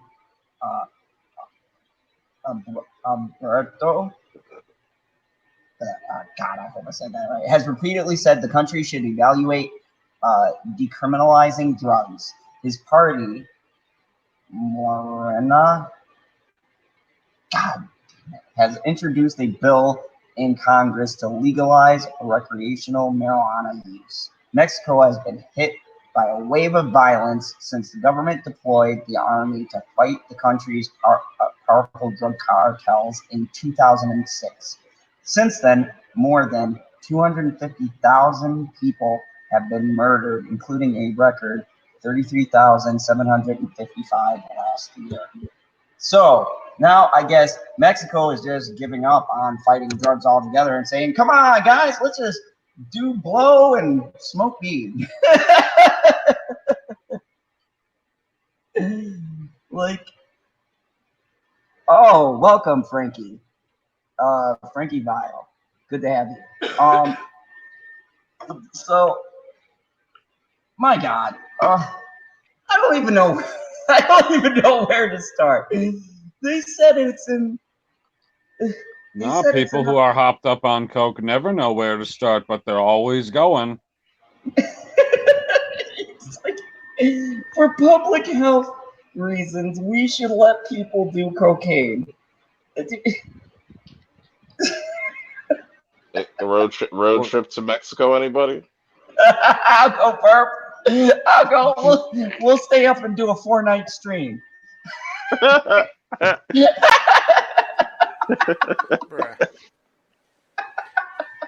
PB's gotta go too, and LB. You'll be able to do it way faster than 4 days. Like, it'll take a while to get there, but we'll get back real fast. Dang, did we go to Mexico yet? Oh my God. Frankie Vile says he's down for a trip to Mexico. LB, what do you you want to come to Mexico with us? Well, we're gonna pull up in a bus. I've been to Mexico once. I'll go Mexico with y'all. I don't think my gun will save us because they probably got guns that we've never heard of. That's true. When they rob us for our cocaine. Well, see, now I wonder, let's say somebody has an extended period of time off of work, go down to Mexico, do a whole bunch of blow, and you'd be able to come back, and it'll be out of your system, you know, given that you stopped doing it before you came back, before you go back to work. It's right across the border, and it's legal there. Yeah. Like, they're going to have people from all over the place going, hey, I just got to go across the border and buy an 8-ball real quick. I'll be back in 30 minutes. Or less. And stupid people are still going to try to smuggle some of that shit back over and shit. Oh, for sure. I'm going to have to go to bed, people. I don't have cocaine. I'm sorry. Oh, damn it. All right. Yeah. Damn it, Stig. You need to be located. Aren't you located right next to Mexico? Michael K. told me that you're close to Mexico. Yeah, it's 200 miles away. That's it. Oh, that's a little bit of a hike. Yeah, we're a bit pissed about the wall you guys are building right in our backyard. But it's going to be a big, beautiful wall. Yeah, hopefully it will cover Australia, so we don't have to see Australia anymore. What about the Swedes? They're in a hole. All we really have to do with Sweden is fill it with water. I believe you, Stig, when you say like, yo, like Swedish people are just a bunch of crazy motherfuckers. I seen the movie Midsummer, and it's Me just too. like, no, they are a bunch of weirdos. And I was like, yo, Stig was right. These people It's are not to be documented. trusted. Yeah, Hey, man. man, I need to sleep. I'm so tired. It's insane. Okay. All right, man. And Thanks for being on, Stig. yeah, Yeah, thank you for Stig. having me on, and have a good day, all of you, and take care You of too, yourself. man. See you, Talk Stig. to you later. Bye for now. And everyone who doesn't know, go check out Stig Kenobi's YouTube. He's got amazing content that will take you 20 seconds to watch. It'll take 2 minutes, guy. He's got 2 minutes worth of content. Yeah, and YouTube all the time. He's got 5 videos. Come on, you know how time works here in the Fandom Zone. Yeah, I'm well aware. Eastern Pacific time. Eastern Pacific time, exactly. Yeah, so this is just it's so ridiculous. Like, I honestly feel like the Mexican government has just given up at this point. They're just like, fighting drugs isn't working. We've been doing it for years. Fuck it, just let everyone get high. We can't. We're throwing in the towel. We can't win this. There's Everybody keep too talking many about deaths. population control. Yep. There you go. I mean, fighting drugs never works. The drug war with Nancy Reagan did not work. Wasted a bunch of money. Period. Is why you should watch Snowfall on FX and go check out my review. Shameless plug. Because of Nancy Reagan? No, because of cocaine and just the crack epidemic and all that, and what they talk about with CIA and all that. Really interesting stuff. Okay. Gotcha. Look, I've been under the assumption that the war on drugs, in certain aspects, is just kind of like a never-ending cycle. You have some wins, you have some losses, but I mean, here's the thing. They are so corrupt down there that of course they're not seeing where they might be winning, because the corruption has gone deep into their infrastructure. So, of course you're not going to see the wins, but Wow, you trying to sound deep here, Zod. I feel you, bro. Oh, God. But here's the thing. You are bending the knee to these people who literally are so ruthless. They are chopping people's heads off down there and doing all sorts of crazy things. And now you're going to what? So you're saying they're pulling a Jon Snow? They are. They're pulling a Jon Snow. Exactly. Members. It's ridiculous. I think that what they need to do is stop being pricks and let people help them out, because they can't fight this on their own. The corruption's too deep at this point. It's way too deep. And that's just my feelings on it. Go ahead and legalize cocaine. Let's see how that turns out. If these guys win, you're gonna have a bunch of people going to court wanting to provide their case for why they should be allowed to have cocaine. It's going to be a snowball effect, and there's going to be tons of people going, well, if they can get it, well, I'll go see if I can get it. It's going to do the opposite of what you're trying to do. I mean, I shouldn't say always, at least with Ron Paul, I don't agree with all of his things, but I always agreed with him on this thing. If you make a drug legal, any drug, marijuana, cocaine, heroin. So no matter how bad the drug is, no matter how mild it is, just because it's illegal doesn't mean that people are going to do it.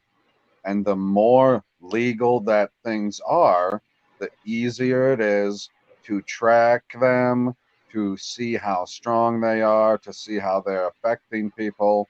So if you're somebody that's like, hey, I want to go on just a weekend bender and have some fun at home, so I'm going to go get some cocaine and then go hang out at my house all weekend, who are you going to be able to hurt? You can't hurt anybody at your home other than yourself.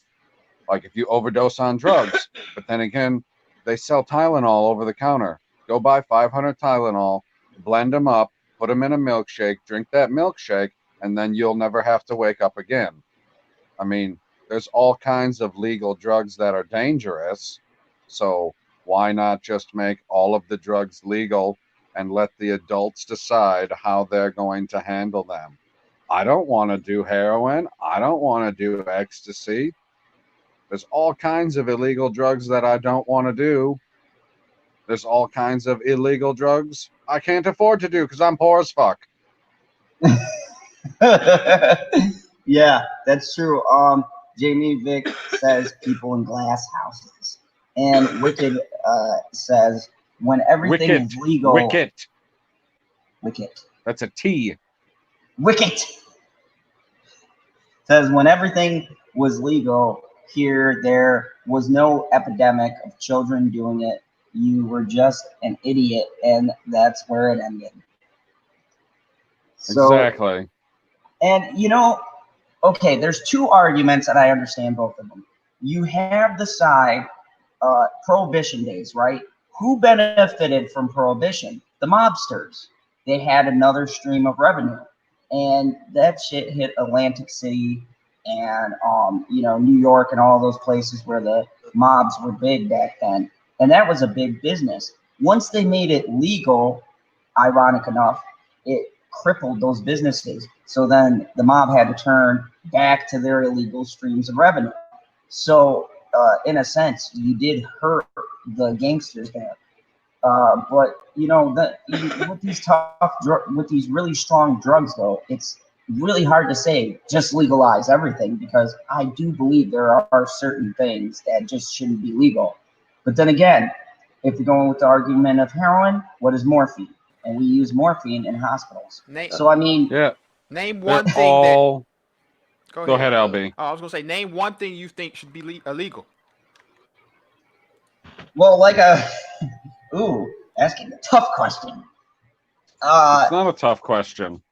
Crack. That shit's a horrible drug. Meth.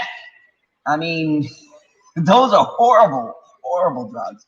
And those are things where people go crazy. LSD. No, I can't throw stones there. Not LSD. What is that drug where people get hopped off of it and they go crazy? PCP. There we go. Never done that. That's crazy. You turn Incredible Hulk, start vibing it, or going crazy and killing people on that. Stuff like that extreme, I still don't think should be in the general public. That's just crazy. And they Those wouldn't be in the general public. There would still be very few people out there that's like, you know what? Just because it's legal, I gotta go get me some PCP. They're gonna go, you know what I'm gonna do? I'm gonna go down to the liquor store and get a bottle of vodka and a case of beer. They're still gonna go and do the same things. I don't know. I'm about adults making decisions for themselves. Because when everything is legal, that means it's regulated. That means it's been tested and they know how much dosage you can take before you would typically overdose. Like when you get your painkillers, they say you can take, one of these, two of these, three of these, however many or whatever, in every 4 to 6 hours or 6 to 8 hours or whatever. Like that's the reason for the prescription, is so you don't overdose and die. They would do a similar type thing with all of these hardcore illegal drugs. They would tell you, hey, if you take more than this, you risk killing yourself. The same thing with Tylenol. You take 500 Tylenol in one night, it'll be the last time you ever fucking take Tylenol. I guarantee you that. Well, maybe if you're not Kryptonian, but us regular humans over here, we'd be fucked. Yeah, us Kryptonians have eye tolerance, so we can. Yeah, but I see what you're saying. I see what you're saying, PV, and I'm even on the argument like when I bring up the mobsters and how they crippled them, but there's still things, like methamphetamine is easy to make. People make that shit all the time. Granted, some don't successfully make it. A lot of people blow shit up, but they do make it. And, could you honestly say that a drug People like that aren't could going. be legal? A lot of people that make the meth aren't going to end up making the meth because all of the people that buy from them are just going to go to the local CVS or Walgreens and be like, "Hey, I need a little meth. I'm having a party this weekend." Yeah, That's I what don't I'm know. saying. You end up fixing a lot of alleged problems when you make illegal drugs legal.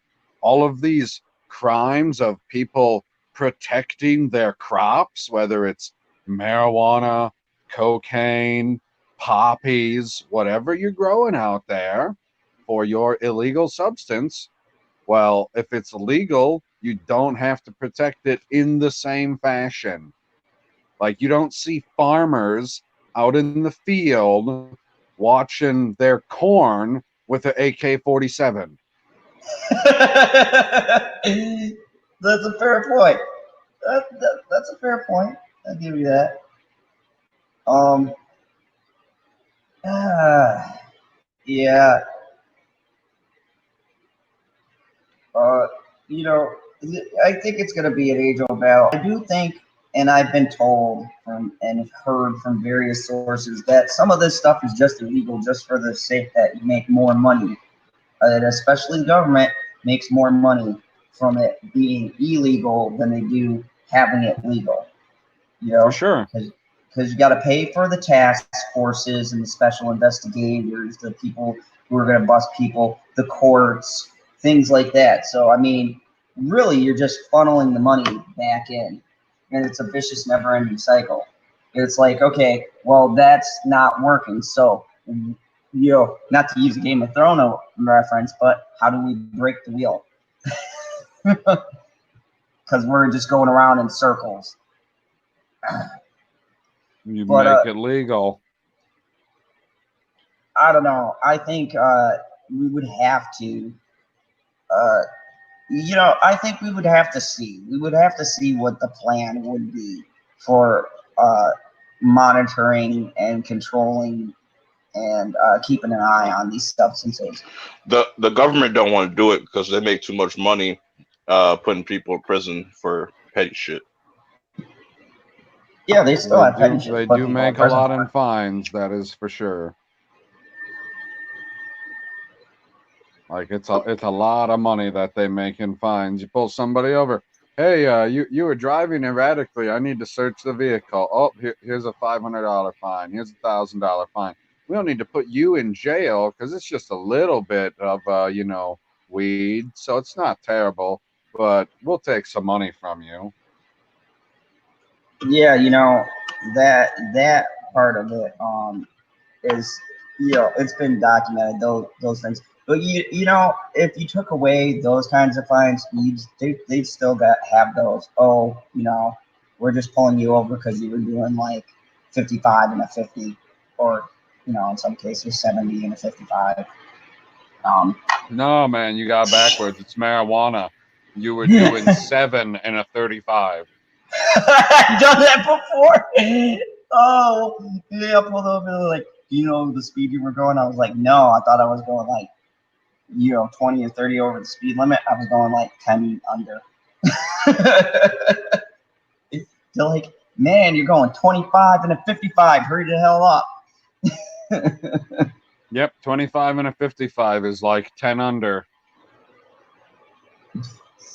So Speaking of meth, don't set yourself up with numbers and then do bad math. That's terrible. meth stickler. Speaking of meth, I'm going to get to a story Gators? that actually people were looking forward to and asking me about because it's one of the highlights of the stream, and I'm super excited. Breaking Bad has a movie that has nothing to that do with has been shot. Oh, my cookie Yep. just broke and fell into my milk. Son of a bitch. I hate when that That's happens. sad. Sorry. Yeah. No, I feel your pain. I've had that happen. Chocolate chip cookie breaks off and then it falls in there and then you try to fish it out, but it crumbles. Oh, It's I a ain't mess. fishing it out. It's gonna crumble and I'm gonna drink it down. You're a better man than me. I can't do it. Everybody knows that I'm a better man than you. You're a villain. Fair enough. So, Breaking Bad movie has been shot. Bob Odenkirk, surprised it's still a secret. So, Bob Odenkirk is excited for the upcoming Breaking Bad movie. And I was excited as soon as I found out that it was a thing. Oh God, yes. So far, nobody has come out and said that the movie is actually officially happening, but Odenkirk had no problem talking about it during a recent interview. The Better Call Saul star is getting fans hyped for the upcoming season 5, where he promises everything is ramping up. However, the discussion always leads back to the original show and the highly secretive movie, which was shot in and around the New Mexico area, using many of the same sets from the original Breaking Bad run. The Breaking Bad movie is expected to premiere on AMC and Netflix sometime next year. Other than that, we've been in the dark. When asked about the movie, Bob Odenkirk said, "I've heard so many different things about it, but I am excited about the Breaking Bad movie. I can't wait to see it. As for now, it is believed that the movie centers around Jesse Pinkman and the aftermath of the final episode of the hit AMC series." Odenkirk had this to say about the secrecy surrounding the movie. "I don't know what people know and don't know. I find it hard to believe you don't know it was shot. They did it. You know what I mean? How is that a secret? But it is. Right. They've done an amazing job of keeping it a secret." Not really. I didn't know anything about it. I was like, well, shit, that's the final episode. Guess this is over. It was a satisfying ending. I was like, well, Jesse got away, but hey, character gets a happy ending. Woohoo! Aaron Paul is still is starring in the Breaking Bad movie, but he has kept his mouth shut about the project over the last several months, even going as far as to take a social media break when production began. It didn't take long for diehard fans to notice production crews set up all around the now famous set locations of the original show in the New Mexico area. Well, I don't live in New Mexico, which quickly saw pictures. Yeah, I'm sure that everybody on the internet that knew about it lives in New Mexico.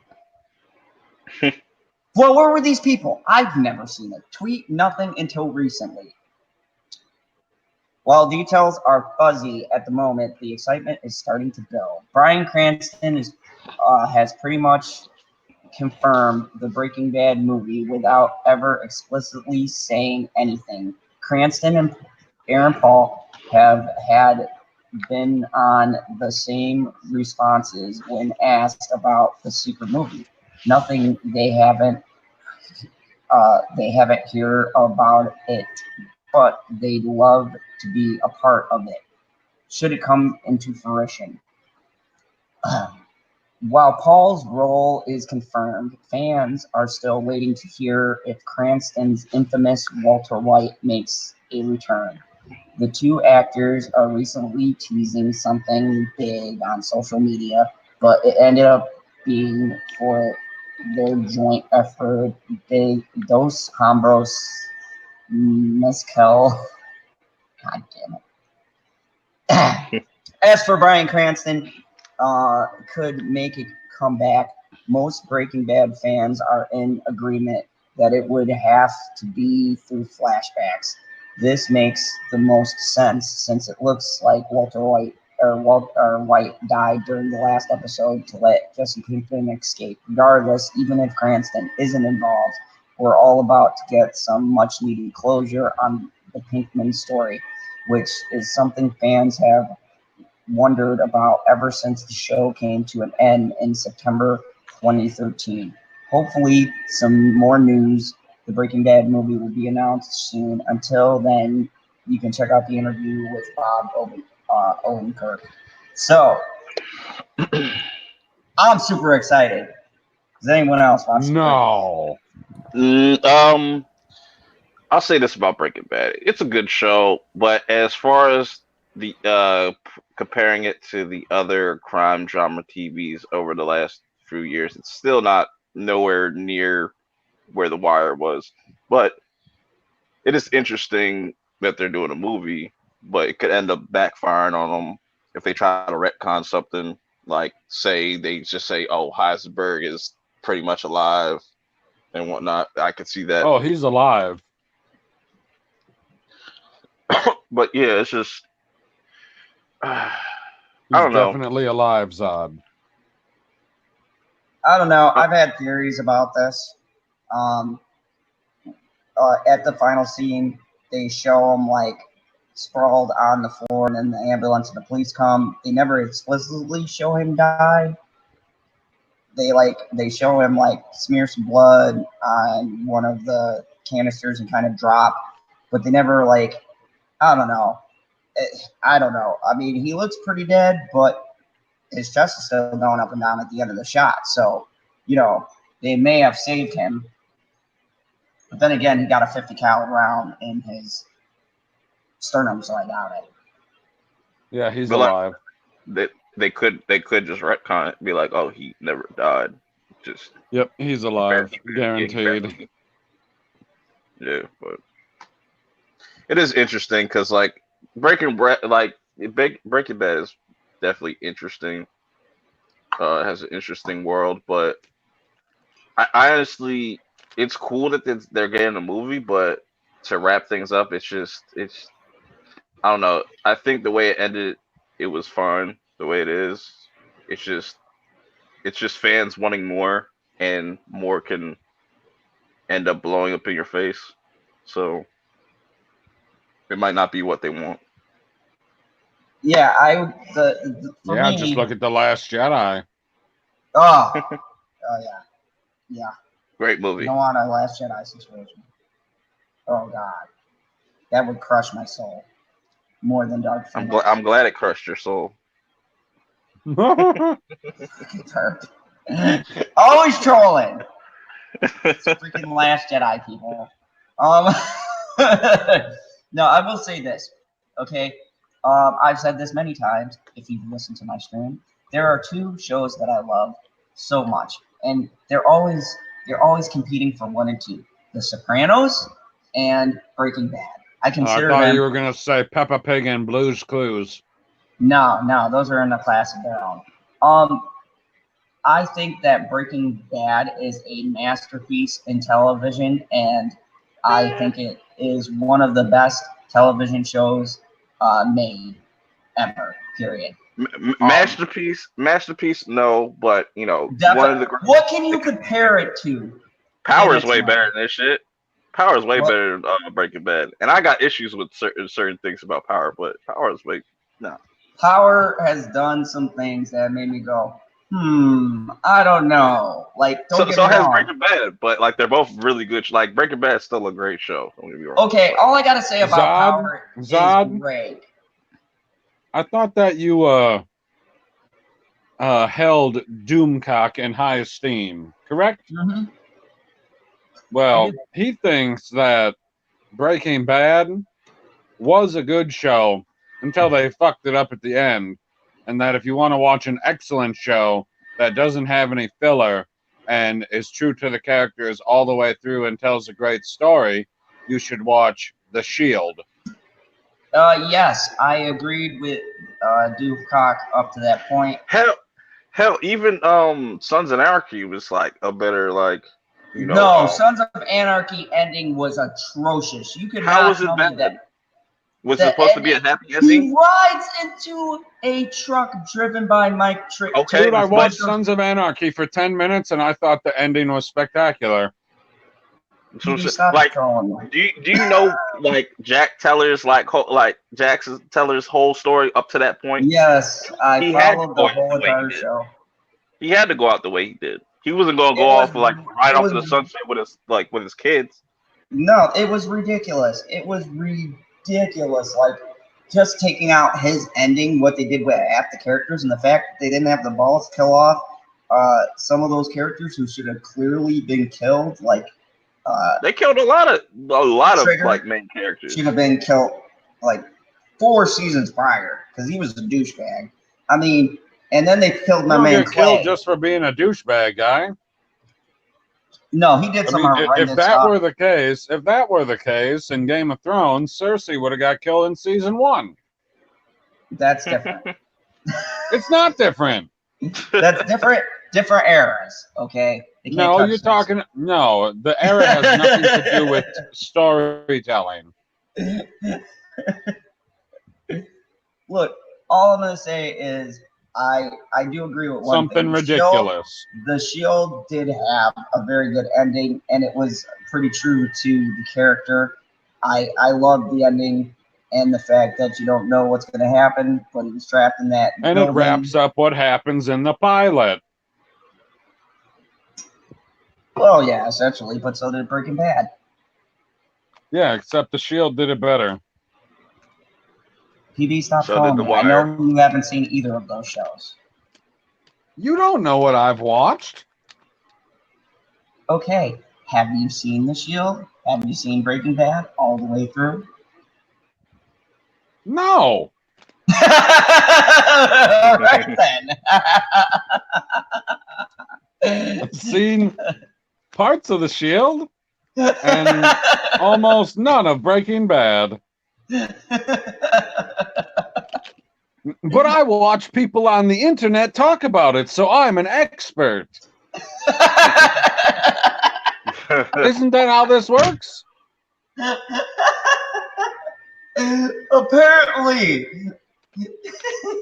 But only if you're John Campia. Oh, I don't have the right name. Shit. No, if you're Campia, you can get away with like watching 3 seconds of the beginning and know the whole entire show. Because he hates Agents of S.H.I.E.L.D. And I'm fairly Yeah, but he's a convinced he only fool. watched- I'm fairly convinced he only watched like 5 minutes of the first episode. Yeah, I mean, LB He just did. hates the hottest character on that show for some Nah, reason. He did. He did say he like watched some of the first episode that he was done, and like they kept telling him for how long that it got better, and he's like, he just like I remember, and that's part of why I stopped paying attention to John Campion watching it because he kept going on his show like bashing the Agents of S.H.I.E.L.D. like every chance he got, no matter what. And look, Sky could be hot all she wants. She can't act, and she's a Mary Sue. Yes, I It's not a Mary Sue. You can't be a Mary Sue if you get training. Yeah, she trained for like a 30-second montage in one of the episodes. Which and is then she like became- 20 times longer than Ray. Oh, LB and BB are gonna go at it. You That's make his a good girl. He's point. defending his girl. You make a great point. She did get training, so now she's not a Mary Sue. You're right. You're absolutely right. How much training did Luke And- do? Just And curious. she did, and she does have failures. Oh, hold on. I've gotta answer this ridiculous purple guy over here. He said, how much did Luke? Luke got a whole fucking movie of training, sir. A whole movie. Was that like Pretty much half the weeks? storyline was Months? Luke training with Yoda. Was that a year? Was that like 2 years? See, that's the exact point, Perp, is that the first number that you started at was weeks, and then you went months, and then you went years. Whereas when we talk about your favorite ray of sunshine, you go, love Rey. well, what did she get trained for? Seconds, minutes? We don't know. Same thing with Curtis Luke, though. YG is right. It was No, actually 2 there's a movies. huge Look, difference between that's seconds false. and minutes and But weeks and months. all right. So if Luke trained for a whole month, he's going to be able to beat a Sith Lord. He No, didn't actually- beat him. He got his ass handed to him, and he got his hand chopped off. What do you mean beat a Sith then he Lord? comes- When? All right. And then he comes back years later. Curtis Just Like no there YG. are years between Empire and Return of the Jedi. Curtis YC brought up a good point. He had A New Hope and Empire, and I forgot about that because on A New Hope he started with Obi-Wan. And Exactly. He He was on a starts ship. training in the Millennium Falcon. Remember that Wait, little but- hover ball that's in the air and he's got to deflect the blast and he gets shot by it? You remember Rey doing that? No, she didn't do no training. Look, I'm just She saying. swings a you're lightsaber training- around you're training- randomly you're in the training air. to fight a Sith Lord and you fight a robot. Like, come on. look. No. Look, PB. Let me just clarify all of this. We all know that purpose trolling, but like take him out of the equation here. Like the argument when these people want to defend Rey is they always bring up Luke and his training.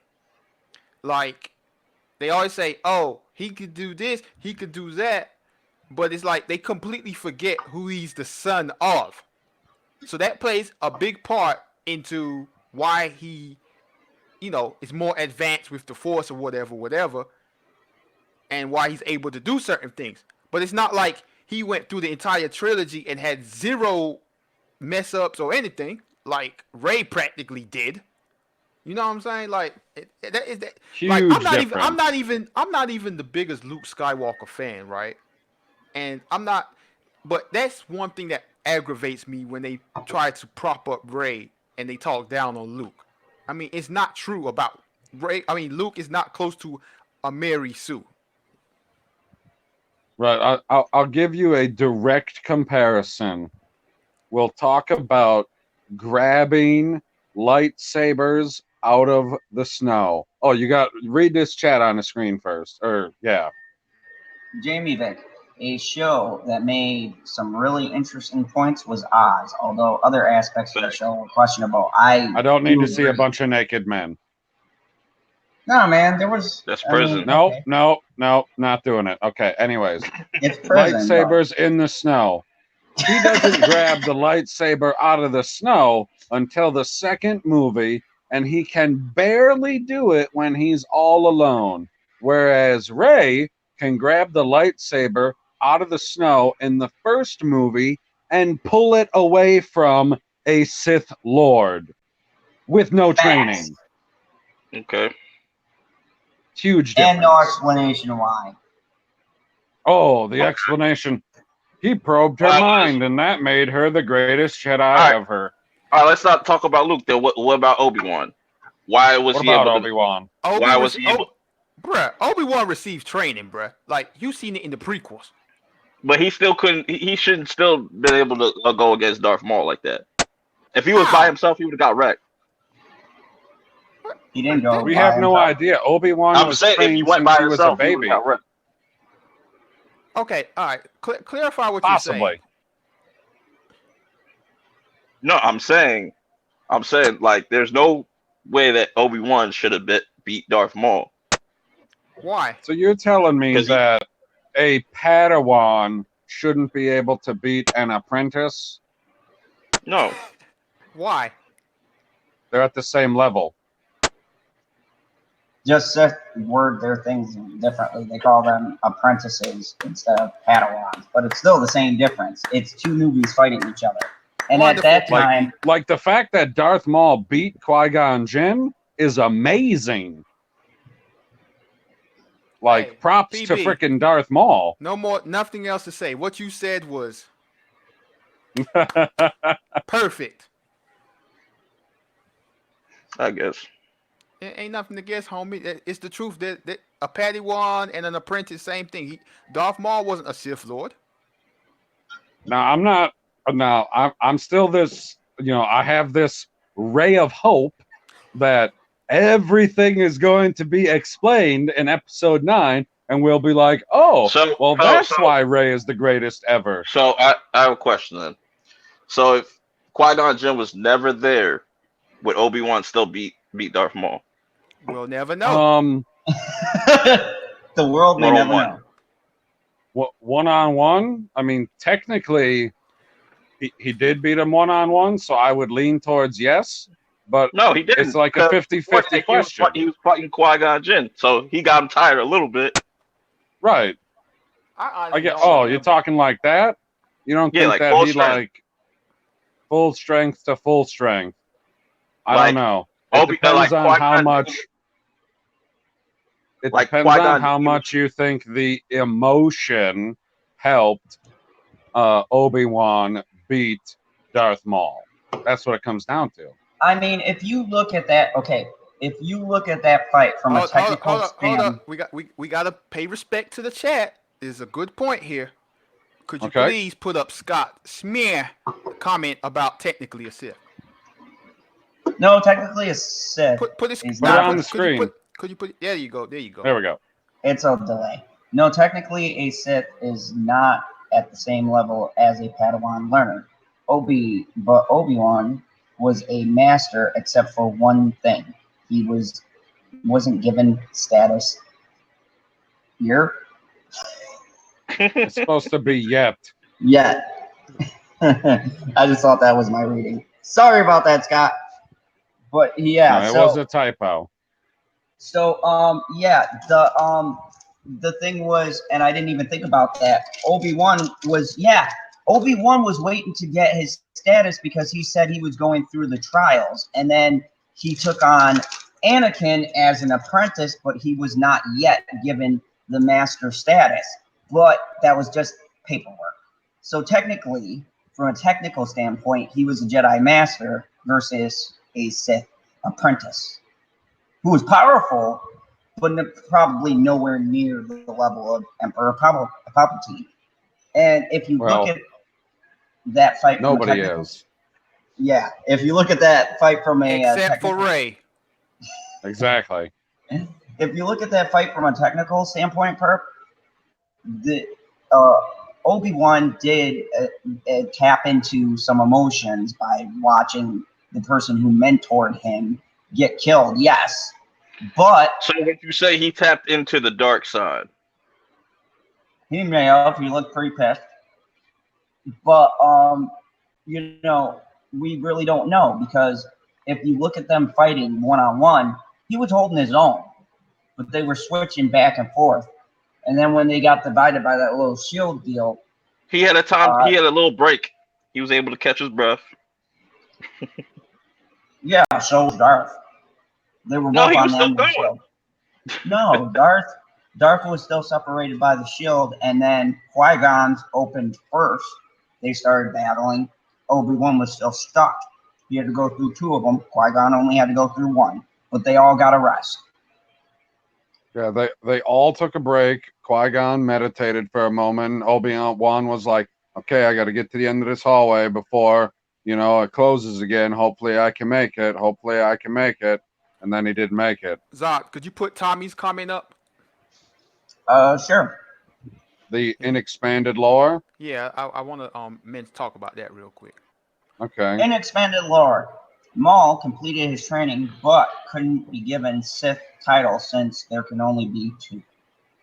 That's a good point, because they reference that. So nobody finished their training. No. So my thoughts about that is, that's interesting. And that's one issue I have with Star Wars, is because George Lucas let people do the EU stuff, which ain't a problem, but for those that don't read this stuff, you don't know. Right.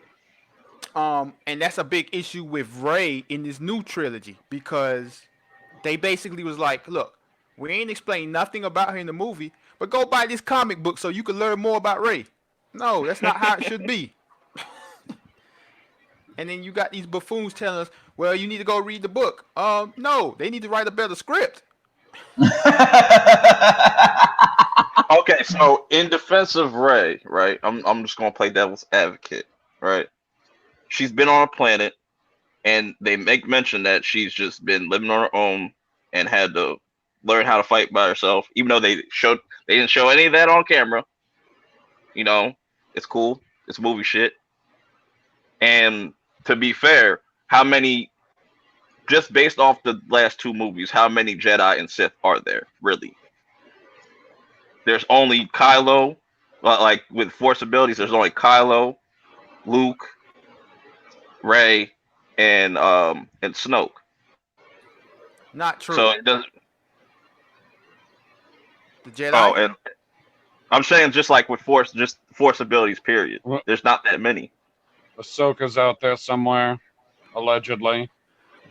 It's irrelevant. Are you Irrelevant. are you talking about right now or forever? Like Just right now. Just like right now. What they've I think he means the people they're highlighting. Okay, so yeah, I mean, as far as we know, well, Luke is dead. So Rey. Because I don't see a big deal of it just being like Kylo and Rey are the strongest Force users right now. Because I've only seen those two movies twice. Yeah, Kylo is Force sensitive, right? Yes. Okay. Oh yeah. Okay. Oh yeah. In the very first movie, he does the stopping the blaster bolt, which was the first. I don't know. Shit, it happens in like the 3rd or 4th minute of the movie.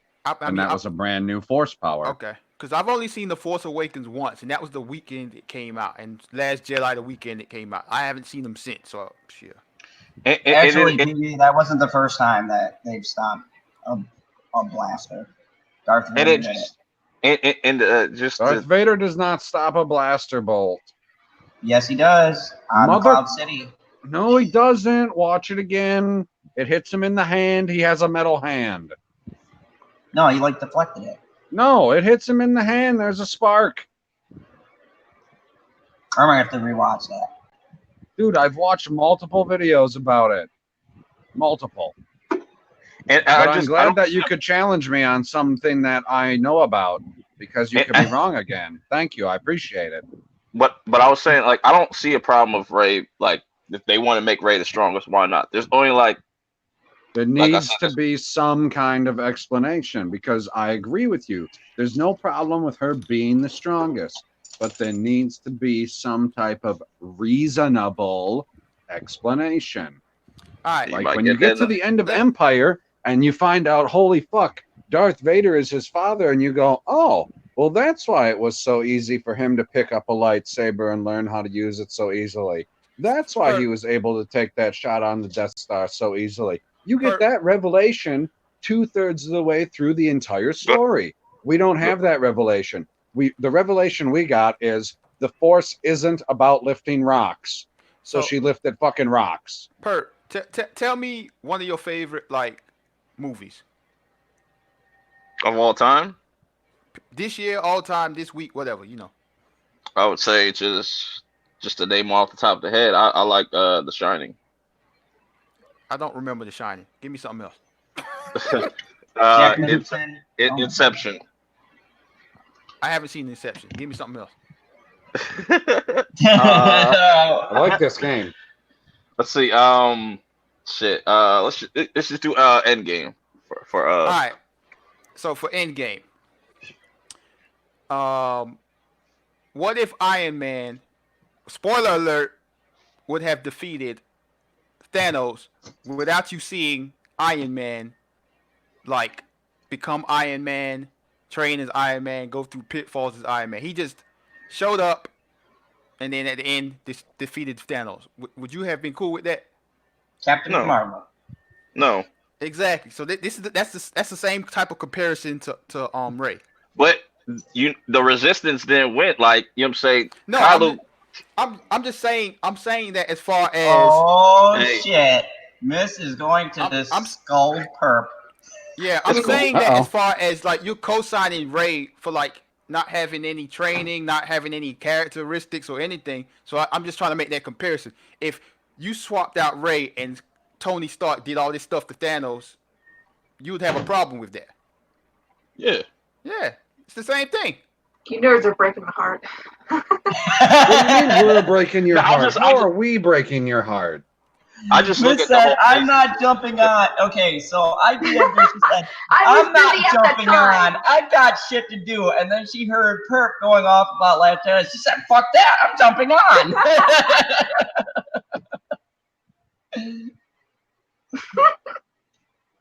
Yeah, that's. How dare you? So, Miss, what Nah, do you like think? it's just there's nothing. It had like what they're doing with Ray to me is nothing new. What they did with like Obi-Wan. Yeah, they gave him a little explanation, but we didn't see him go through those fucking training. Same thing with Luke. He was He the fights a focus of couple the little story. like floating robots and shit, and now he's suddenly the GOAT. And it's just We didn't it's see like, Obi-Wan go through training because it happened before all of Star Wars. It's implied with the training that he goes through. Look at what the younglings are doing. That's Obi-Wan's training. Like, he got more training than everybody put together that we've seen. Yeah, because they even make a reference. See, here's the difference, Perp. They make a reference in Phantom Menace where Qui-Gon finds Anakin and he says he's too old or somewhat, he's too old to train because normally they start them off as really little kids because the older they are, the more they give in to their passions and desires for things. So it was a risk taking him even at the age that he was at, which implies that when Obi-Wan was trained, he was a really little kid and got his training then because they didn't risk at that time taking in older people to learn the Force, no matter what civilization it was or how sensitive they were. So if it comes in episode 9 that, they explain Rey's backstory, like hypothetically she's related to like Qui-Gon Jinn or like Obi-Wan or something like that. So all that. No, go ahead. I'm sorry. No, I'm saying all that Rey hate is just gonna go away. Not all of it, but some of it will. Some of it will. It wouldn't work for me. That's bad storytelling. Like, how do you wait till the third movie to explain someone's backstory? For me, I was like, obviously she's related to somebody with Force abilities. That doesn't work that way unless it's a Skywalker. Unless she is a Skywalker, that doesn't work that way. Yep. You can't just like. That's the whole point of the Skywalker blood. I'm gonna play mediator here, and let's say what? That's PB's job, buddy. That's what he does. You're gonna take PB's job. Fuck. Okay, go ahead, Zod.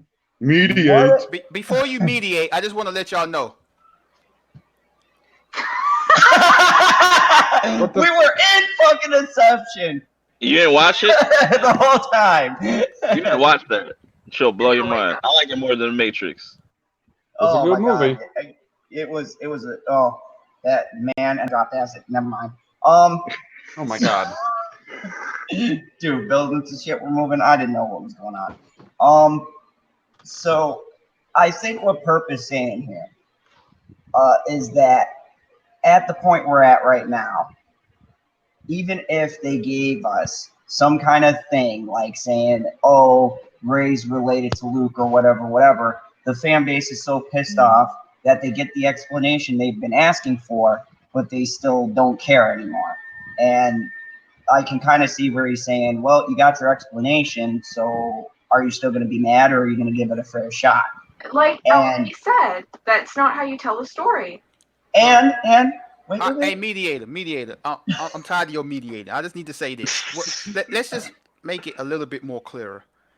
Say for the original trilogy that Obi-Wan did not explain any of Luke's backstory and who his people were, and just basically said, you're no one. And then you didn't find out who his dad was and his family was until at the end of Return of the Jedi. I don't think Star Wars trilogy would have been that big and loved because that is terrible storyline. It was the way the story was told, though. His backstory was the beginning of the movie.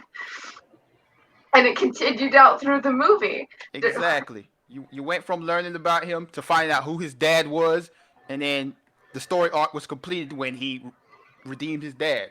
It's how you tell the story. When they were talking to him before he went and fought the Death Star thing. There are scenes and when they're talking about the Death Star, and he goes, "That's not much bigger than a womp rat. I used to shoot those all the time." Like that's what that is. That's him explaining why he can do the things that he can do in the movie. But if I may play devil's advocate here. No, there's no devil's advocate. We're keeping it real I'm the here. devil. No, I'm just saying. If we're going to be fair, can't we say that Rey was off on that planet? She had that stupid little stick that she carried around before she got a lightsaber. Way heavier That than is a not lightsaber. a lightsaber. But it's still she's swinging around like a lightsaber. Oh, okay, that's like saying because I could shoot a basketball, I know how to hit a home run. Well, what the hell is a that's womp rat? That's not the same. It's It is basically the same. Like no. it's still a ball. And to be fair, No, LB, how about this? Because you know how to bunt, you can hit a home run. Yeah. I like mine one better. I beat a guy with a baseball bat, so I could be a baseball star now. There you go. To be fair, Rey was a huge Luke Skywalker fangirl. You know, she had the little. I don't know where they got that from. The little toy, the little pilot toy or whatever she had, and shit. I was like, I don't know. I didn't think they were selling toys in a galaxy far, far away. But yeah, it's whatever. Luke never touched the Millennium Falcon. He never got to. You never see him fly the Millennium Falcon in the original trilogy. Oh yeah. Oh, I know how to fly a little plane. Fly the Millennium Falcon with no problems. Yeah. No, I hated that. I hated that she doesn't have any experience in the things that she's able to do. She taught herself to be a Jedi. You can't teach yourself to be a Jedi. I'm sorry. You can't. What really qualifies a Jedi? Because look, like how y'all just explained how a lot of these motherfuckers didn't complete their training. So like it seems like it's more like the Jedi's rules. Like, we don't tell you you're a Jedi unless we say so. Who didn't complete their training? You were just saying like I'm saying like at the time Obi-Wan didn't get the role of master yet, right? What? Because of such and such. No, you're right. He was working on becoming a Jedi Knight from becoming a Padawan, but hadn't completed the trials yet because they got sent to deal with the trade dispute. And then he didn't have to complete the trials because he killed a Sith apprentice. They were like, you know what? That was hard enough. I'm pretty sure you're qualified. Okay, so then Rey beats Kylo the first movie. She's good. She shouldn't have been able to defeat Kylo. That's our whole point. It's like, how do you beat the second strongest guy in the galaxy? Y'all keep paying this guy mind here. He with the ultimate troll job right now. No. I was just saying, to be fair though, if Kylo didn't get shot by Chewie, which he took a huge ass shot, he would have probably served Rey up. Pain helps Sith get stronger. That's I know, but you still got a whole huge hole in your side. It's going to be kind of hard to focus fighting while you're bleeding out profusely. No, it's the same issue that they talk about with Darth Vader, that his suit was extremely painful, and that pain made him more powerful because he's a dark side user. So having this hole in your side isn't necessarily going to make you less powerful when you're using the dark side of the Force.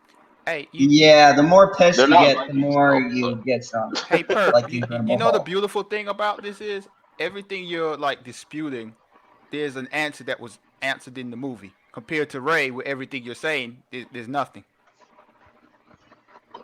Now, I'm not saying George Lucas is the greatest screenwriter of all time, but I'm just saying. There are definitely holes in the I mean, I'm guessing I'm the only one that just like was going into the movies like, all right, she probably related to somebody with the Force or something. Okay. Here's the thing. It's fine. It's fine if you can fill in those blanks for yourself. I was arguing with some asshole sorry, not to call you an asshole, but All good. some asshole who had filled in the blanks for himself, who watched the movie and went, oh, I'm just going to pretend this and this and this happened. But you can't argue at other people that the movie's good because you filled in the blanks for yourself. That's not how it works, people.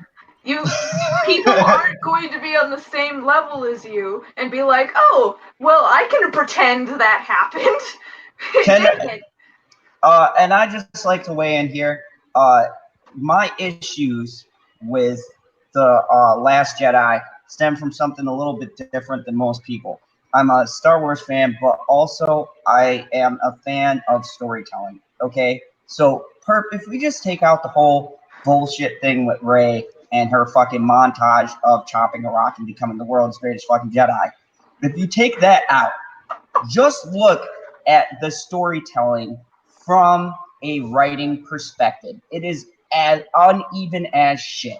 Okay, you have the first act that's dealing with Luke Skywalker, Rey, yada yada yada, and then you've got that stupid ass city. What was it called, PB? Because I've seen it only once. The America. slave city with the animals. Canto. No, Cantobite was it, or something with the rich? Oh yeah, Casino Bite. Yes, you have Cantobite. What the hell is the point of that whole hour and fuck that we spent? Okay, the whole point of it is to set up the final scene, which is Ryan Johnson looking up into the sky. Broom Boy is Ryan Johnson. Okay, so you have this whole scene, and now here's the supposed reason. They're looking for a code breaker so that they can do whatever, because I fucking immediately forgot most things about that movie. So they're looking for this code breaker, right? And they're supposed to meet yada, yada, yada. They can't find them. And then they break this dude out who just happens to be a code breaker for, reasons. And then the code breaker, plot twist, turns them in. No one saw that coming because it was some random dude who was trustworthy and they decided to break him out. That was sense. Where was that even relevant? That whole plot line was for nothing. So then why the fuck do you need to go to the planet? Mama Bear is saying some interesting stuff. If you could post her I wanted to. Can I read what Butterfinger said first? Yeah, do your thing. He said that Return of the Jedi should have ended with Luke going to get the power converters. Matt's Mama Bear. That would have been great. The Force Ghost of Obi-Wan. They already established that training can be completed that way. I see Lee struggles with reading as well. Well, it says cab because it's a typo, and he can't power through typos. I'm Kryptonian. I read what's in front of me, and not very well at times. He reads phonetically, allegedly, except when he doesn't, because he can't say Feige. Well, I want to use Rogue One as sort of an example. Are there plot holes in Rogue One? Sure. But I like it. It's fine. It's a fine movie. I enjoyed it. A lot of people didn't, but there isn't an issue there. We're not going after people who hated Rogue One. People who hated Rogue One don't attack us. It's just, I didn't like it. Well, that's fine. I liked it. I don't care. There's a difference. Because The Last Jedi and pretty much the entire sequel trilogy has been shit. Has been complete shit. And Rey is the biggest issue there. She makes no sense. She doesn't follow any of the set rules of that world, and no one cares. I think the fact that no one cares is what angers us the most. Yeah, well, and for me too, it's just not just Rey, but it's just the story in general. The story in general doesn't follow any beat. Okay, even if you go to the prequels, which are highly debated, but still not as bad as the sequel trilogy is that the story follows a beat. Boom, boom, boom, boom. Okay, you have Force Awakens, which I'm sorry, I still like to this day. I didn't mind it. I thought it was good for what it was. The Last And Jedi then you ruined have, the Force Awakens. and then you have Last Jedi, which follows nothing that the Force Awakens established. Well, it Not actually one single does thing. worse than that. It literally takes storylines from The Force Awakens and says, "Hey, you see this storyline? You know this storyline that you're real interested in? We're gonna throw that away. Fuck that storyline. You don't need that storyline." I have a problem with that. Like when they killed Snoke, I was like, cool. We don't need another There big are no bad. storylines left to it. It has no storylines. What's the You story still going have Kylo. forward? Kylo Doing is what? the new. He's the Kylo supreme leader. is- The story's over. You got 12 people in a Millennium Falcon.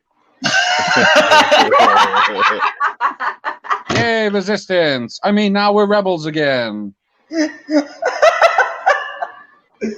Yeah. And we all know Leia's gonna die. Yep. And the biggest thing, That's actually, Or- before You know what? before I you go, think Or they'll Go ahead. CGI her. the biggest thing Leia that should have died in Last Jedi. She should. Yes. Like, no, Kylo I agree. She should have died in Last Jedi, but now that you bring it up, I think I know how she's gonna die. They keep showing this freaking scene, and the scene in the trailer. They're having that hug. Rey's not gonna know how to control all of this Force ability because she's the strongest ever, and it's gonna be a little too strong of a hug, and crack. There goes Leia. Be like, oh, I guess you were an old, feeble woman. Shit. Damn. And here's the other thing, okay? I did not have a problem with Finn as a character when they started him out in Force Awakens. He could have had an interesting arc. And then in one of the most terrible scenes, and I see Miss shaking her head, but I'm sorry. I didn't think that storyline was that bad. They did nothing with was Finn. absolute trash. They didn't do nothing with Finn in Force Awakens or Last Jedi. They didn't do nothing with him. I can agree with them. Finn was there to prop up the white girl. Yeah. I'm just saying, hey, we're diverse. The only Exactly. reason he was there was to be like, look at our black guy that we have in our movie now. He Right, could have see- been such an interesting character. I made a video on how interesting he could have been. Yeah, I was just No. getting Like, before see, Mace everyone Windows. tried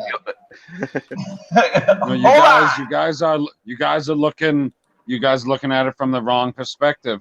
Finn was put in the movie so that Disney and Lucasfilm could find out specifically who all the racists were. Because when they revealed him, everybody lost their shit because they're like, how can you have a black stormtrooper? Black stormtroopers are wrong. I think they just put Finn in there just because we got to keep it up. Like we have to have at least one black person in each trilogy. I think the mediator wanted to say something. No, he don't matter right now. But everybody, like, I posted a link in the chat because I made a video. It was actually my first YouTube video, and I talked about Finn in detail as far as the Last Jedi and the Force Awakens and all that other stuff in Star Wars. So y'all can check it out. Like, I let. This is your first video ever? Yeah, I was pretty honest about my feelings about Finn, and I broke it down real well. Yeah. So, Let me find out you got a fro. Yeah, I did a video on how Finn could have been a much more interesting character and how he did not match what he had gone through. His character didn't match the things that he experienced. He was He would way. have been able to sacrifice himself. I That keep fucking telling scene pissed me telling off. y'all. I Rose keep telling fucking Tico stole the moment. Star Wars does not care about black people. I keep telling you this. They don't. No, Mace Windu. That's all I gotta say for that. They got thrown out the window. I mean, to keep it all the way real, for the most part, black people don't care about Star Wars. That's true. That's true. Samuel L. Jackson got in because he Get your asked shit to. together, black people. Did you know that George Lucas originally wanted Tupac for that role? But That would have been great. Samuel Jackson. That would have been, and then he would have needed to do the soundtrack. That'd have been the livest soundtrack of all time. That'd have been the livest soundtrack. Could you just of all time. imagine? Dun, dun, dun, dun, dun, dun, dun, bitches. So Scott says that I'm telling you, Finn is the main hero, not Rey. Whoa. No, he says, not Rey, just like R2 was. I mean, R2 might be the hero of the prequels. A lot of people thought Finn had force powers and was going to be this badass Jedi, and Rey was going to go evil. A lot of people thought that's the direction they were going to go with. But I mean, that would have been more interesting than what they did go with. But I mean, no, they instead decided to let Finn crash and get molested by a Chinese woman. That was straight up. You know, they talk about the Me Too movement. I'm sorry, that was a Me Too moment. It was like Finn's eyes were saying no, but she interpreted it as yes.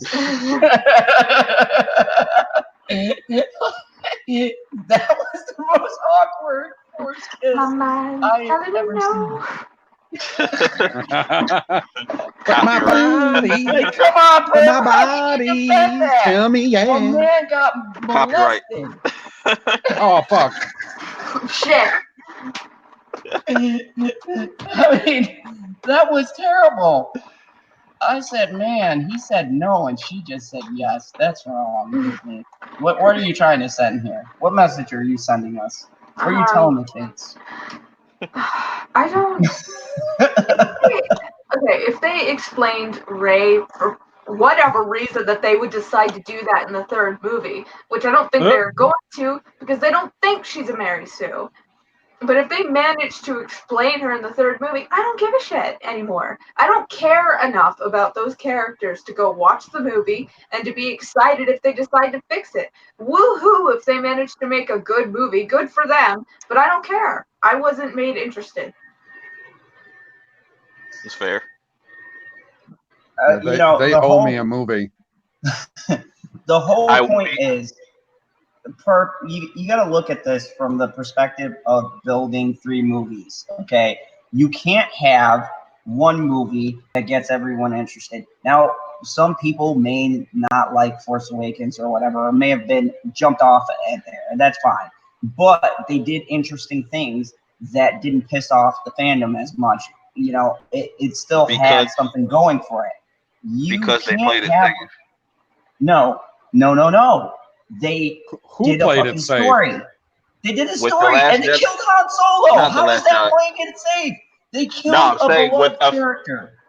Bam! Right off the bat. No, I'm saying Force Awakens was playing it safe. That's why everybody loved it. They just No, copied and they pasted killed the Han vote. Solo they killed Han Solo at the end of the movie. That How's was the playing only it difference safe? from that and New Hope. I Zod, agree with Perp. You need to put Terrence's comment up on the screen so I can read it. That Chinese woman was trying to rape the shit out of that lonely black man. Sometimes in life, you should have let him die. Add some real substance to the film. Good job. Right, would be. I was excited for The Last Jedi. We bought a poster before we even watched the movie, The Last Jedi poster, because we were expecting them to do something that would improve what they did with the first one. Because the first one wasn't, The Force Awakens was not good. It wasn't bad, it wasn't horrible, but it wasn't good. There was issues. Starkiller Base was an absolute horrible plot hole that they had in there, plus other things that they did that were just repeating A New Hope. But we were excited for what they were going to do because you can only go up, right? You can only go up. And we walked out of that theater numb. Like, we didn't know what we had just watched. See me for like the Last Jedi. I walked out of it. I'm like, yo, a lot of people are gonna be pissed. I know I'm gonna be the only one that likes this movie. Like, I know for a fact. And I'm cool with that. But I know a lot of people are gonna be pissed because what, because me, I don't mind what they did with Luke. You know, it just makes sense. You know, I understand people like, oh, the EU, blah, blah. Fuck that shit. Nobody reading books. Like, but we're just talking about the movies. Like, it makes sense for his character. He had to like bring balance to the Force, kill his own father and shit, and do all this like stressful ass shit. He did the same thing that Yoda did. When the pressure got tough, Yoda dipped. He's like, oh, that is why Yoda is trash. Just if anybody didn't know. But Yoda is trash video coming real soon.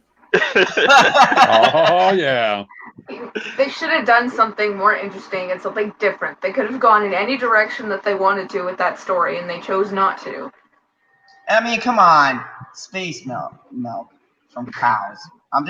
What the fuck, Ryan Johnson, man? What the fuck was the point of that scene? Well, you're trying to show a gritty Luke. He drinks space cow milk. It's green and it hangs off his mustache. That's Star Wars shit. They always do some wacky ass shit in Star Wars, like the Ewoks. Jar Jar. No, you can't compare the adorable Jabba the Hutt Ewok. Ewoks are cannibals, man. Jabba the Hutt is literally a big sack of shit. Like that's all he is. He's and a one big of the most ass powerful crime syndicates of all Star Wars universe. He's got one of the most powerful crime families ever. Cause he's sitting on his ass doing nothing. He's not shooting in the gym. Oh no! He's just sitting there getting fat and drooling. How many mob bosses do you know that are skinny and doing their own shit? Okay, let's just go historically. Every one of those motherfuckers were fat, lazy pricks that let the grunts do the work. He went to confront Han Solo. He wasn't just. Who's this? Oh, Lethal. Hey, Lethal. What's up, ladies and gentlemen, boys and girls? You need to add your icon to your white circle. I'm about to say, yeah. Oh, can you do that now? Oh Yeah. yeah. Do that. Oh wow, I did not know that. Can you do it on your phone? Yep. Yeah. Wow. Look, Okay. can you look at the screen or are you driving? Long Lethal.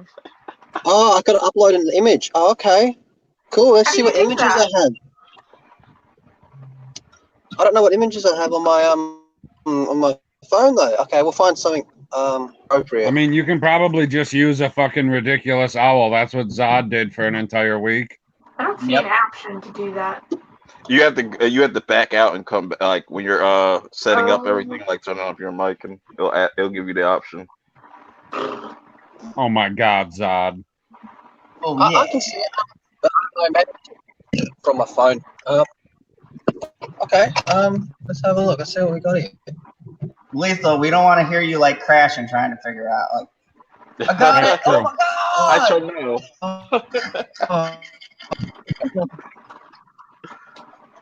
Lethal So what screams do you much think more about what manlier Perp has than to that. say, Lethal?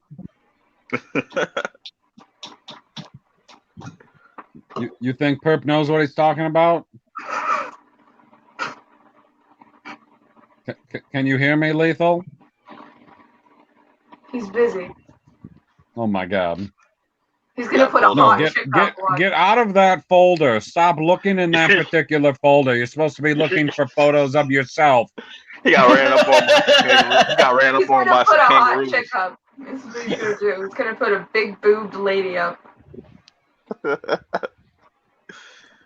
Just gonna be a line going down the middle. We'll be like, what the hell is that? I'll be like, no, that's a close up. Zod, why do you keep changing your icon? Now I'm saying, He's Zod, why do you pointing keep changing? down at Lethal now. Yep. Like I do mean, it. I'd rather him change his icon than try to acquire another black man. Well, Lethal crashed his car. Oh shit! Oh god, I hope Lethal. Yep, I told you he got stopped by some kangaroos and dingoes and stuff. And it's like, look, You trust. racist. We want your car. First, you like The Last Jedi, and now you're a racist. No, that's PB. That's PB. I never liked that movie. I'm not like fucking Jeremy, where I go, yeah, I liked the movie for an entire month, and then I hated it because I needed to get some views. Like I'm gonna go into the theater with a jar and just all the Star Wars fans. I'm gonna collect their tears.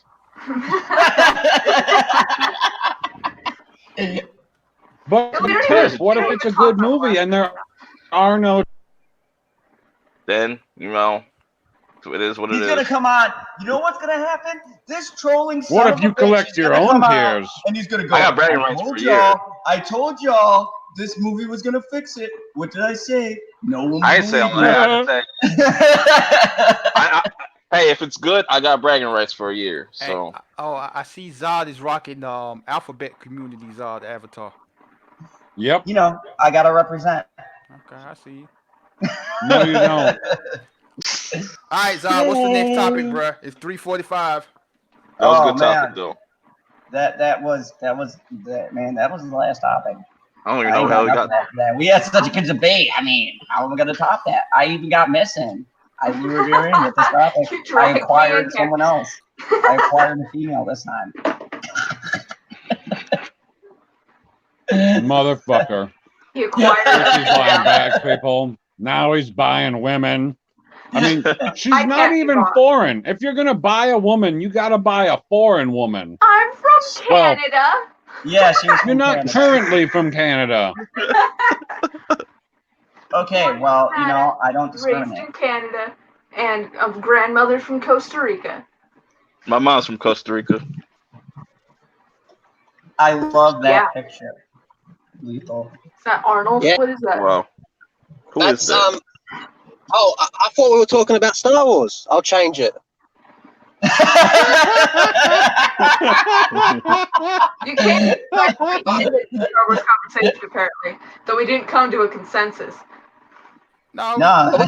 No, we came to a consensus. Purpose trolling us. yeah, I thought he had other topics to talk about, but you could talk about Star Wars. It's no problem.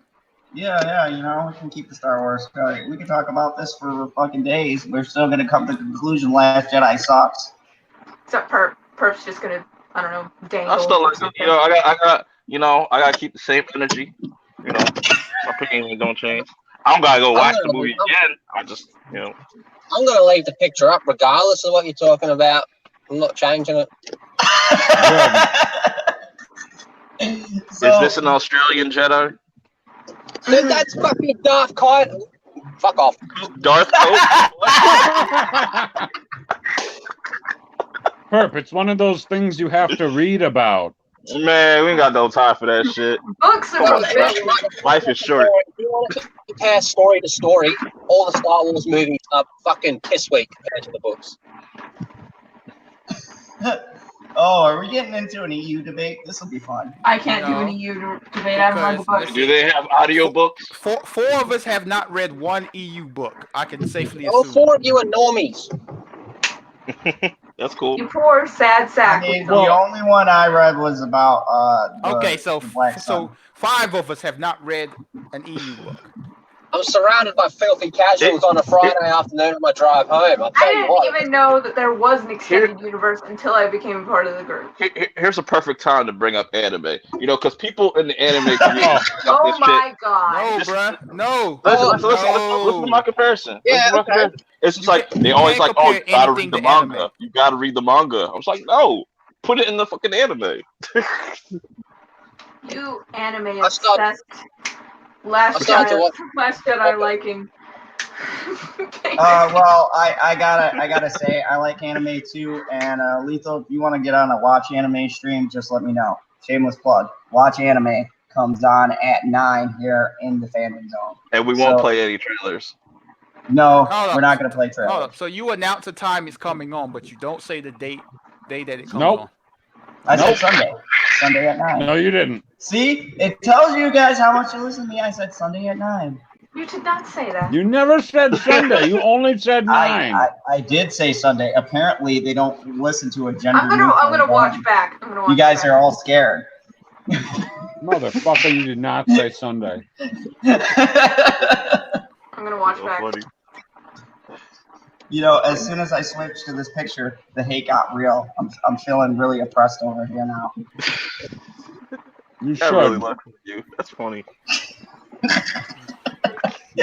So, Lethal, let me ask you, what do you think of The Last Jedi? I hate it. And what specifically do you hate about The Last Jedi? The fact that it divided Star Wars and killed the fandom. And why did it divide Star Wars fans and kill the fandom? Because everyone at Lucasfilm thought that movie was a masterpiece and decided we were all racist Nazis and we all disagreed. And then half the people that stood up and said, fuck you, and now we've been labeled as pieces of shit, and now the fandom is destroyed, and it's all because of that movie. I hate it. hate is a strong word, and I do not hate many things, but I hate what that movie did to something I dedicated my life to. I legit hate The Last Jedi. Yeah, so Perp, here's another angle that we never came on to. It would have been I guess it wouldn't have been all right with how crappy the movie was, but there probably would have been a less amount of people pissed off had the director not come up and open his mouth and tell everyone how he didn't understand his vision and we're all a bunch of sexist races, trolls, man babies. I agree with him to an extent. Him attacking like certain fans, like, nah, you shouldn't do that. You're not a rapper. Don't do that. Like, but you know, every director has a right to just feel the way they feel about like a certain movie that they put out, regardless. You know what I'm saying? It's So not yeah, easy. he didn't say Sunday. Hey, Miss, how you doing? I'm fantastic, but he didn't say Finally. Sunday. I was hoping we'd get the stream set up properly. We got rid of Zod. I appreciate you letting us know, Miss. Like, thank you for clarification. I'm pretty sure Zod is still going to say he still said Sunday. He didn't say Sunday. I went and I watched back. And he was like, "Watch anime at 9." Yep. That's all he said. I said Sunday. Sunday. I said it. You guys don't listen to me. But no, we listen entirely too much. Yeah. Sunday. But I respect directors that come out there and just like, you know, speak their mind, you know, because you don't get that. You don't get that a lot. Like that's really but you shouldn't just go around attacking fans and stuff. Like don't you know what I'm saying? Just speak your mind and keep it moving, you know, on to the next. Yeah. I mean, speak your mind about the movie. Like, keep it real. I mean, no, they're not going to keep it real because, like, let's be honest. All movies ain't the director's fault. Sometimes it's the screenwriter. Sometimes it's the studio. But, like, regardless of your thoughts on the movie, whether you're shilling for it, you love it, you hate it, don't ever attack the fans because the fans are the reason why you're directing movies because we're paying to go see these movies and we're buying the Blu-rays and DVDs, blah, blah, blah. So, right, doesn't matter what Rian Johnson says, he's 100% in the wrong. I don't care how many trolls he gets. He shouldn't be attacking fans because at the end of the day, they helped, you know, raise your profile as a director positively or negatively. And at the end of the day, everybody that's a fan or just, you know, likes to, you know, bash the fans, whatever. At the end of the day, it's just a movie. There's other shit out there, you know. It's not the end of the world. That's just my piece. No, it's not just a movie. It's Star Wars. Yeah, that means nothing anymore. Watch more anime. Yeah, go watch Gundam. I don't need to. No. Never. I don't want to. I just want to watch episode 1 through 6. And then maybe Rogue One for the last 45 minutes. I could not sit through any of those movies anymore. I can read books, EU books. Yep. But I could not sit through anything in Star Wars. I could not watch any of it anymore. I tried and I just can't. I can still watch all the movies except for Attack of the Clones. That shit's still garbage. That shit boring as hell. Oh, I gotta watch Attack of the Clones, man. How many times does Mace Windu chop people's heads off? I'm good. It's not enough. Can't miss that one. I'm not saying it's Empire Strikes Back, but it is not a bad movie. Oh, so Zod's not even here.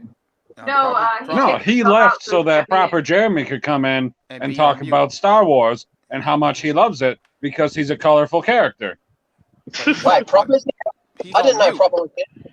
Right next Yeah. Oh, wow. There you go. At least he didn't say, I'll be right back. I need to go take a shower. That's true. Probably doing something else. So PB, since the leader has left and you're, you know, co-host. Yeah. Well, I thought that, I mean, I don't understand what the hell Proper Jeremy's doing because maybe he did pull a Terrence and is taking a shower because he's on mute. He got added to the stream and went on mute and hadn't said anything. Now he's getting berated by the banner to talk as well. I don't think Maybe he's he's gonna say a gelling fucking his thing. hair. Spin again, Maybe lose a turn. Proper Maybe start he's talking, gelling his you won't hair. be able to say anything for like hours. Be like, oh, what are we talking about? I didn't even know I was in the live stream. I just wanted to listen to it without a delay. Because those 5 seconds, they'll change your life. Well, he can do that from the back room. I shit you not. He did that on someone's live stream.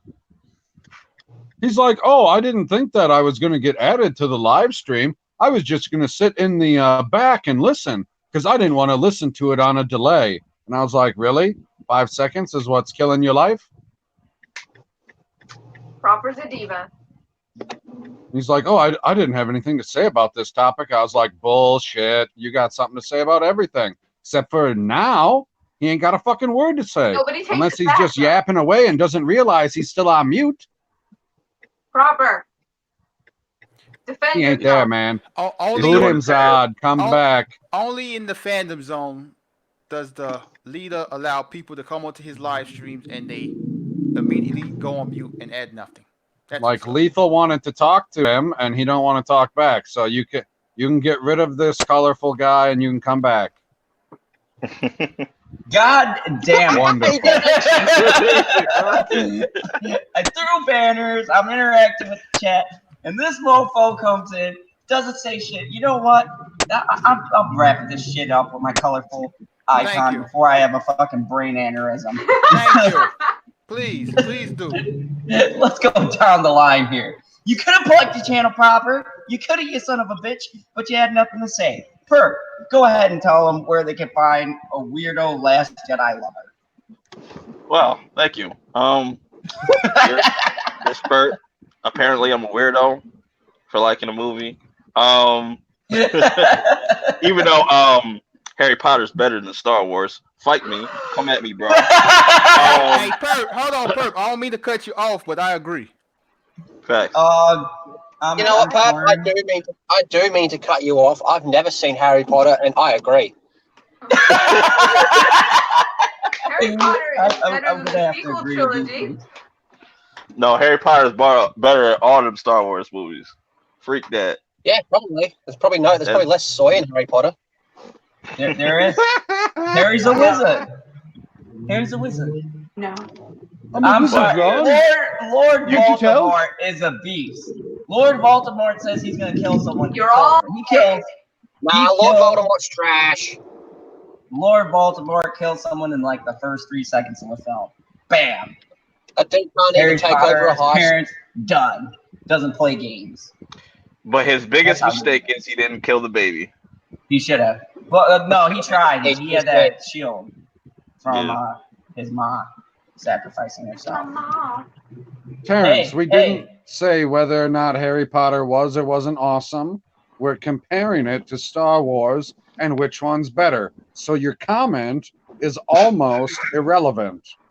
Except for the fact that, I don't know. I'm torn. If you're talking old trilogy, It's just as relevant as what Butterfingers says. Butterfingers says Harry Potter blows. Maybe I'm just biased because in my school everyone loved Harry Potter and they were all dipshits. But I mean, you went to a Canadian school or a Texas school? Canadian high school. Well, that doesn't. Oh yeah, then you were definitely surrounded by dipshits. Yeah, Harry. But now you can find me at Perp Minded.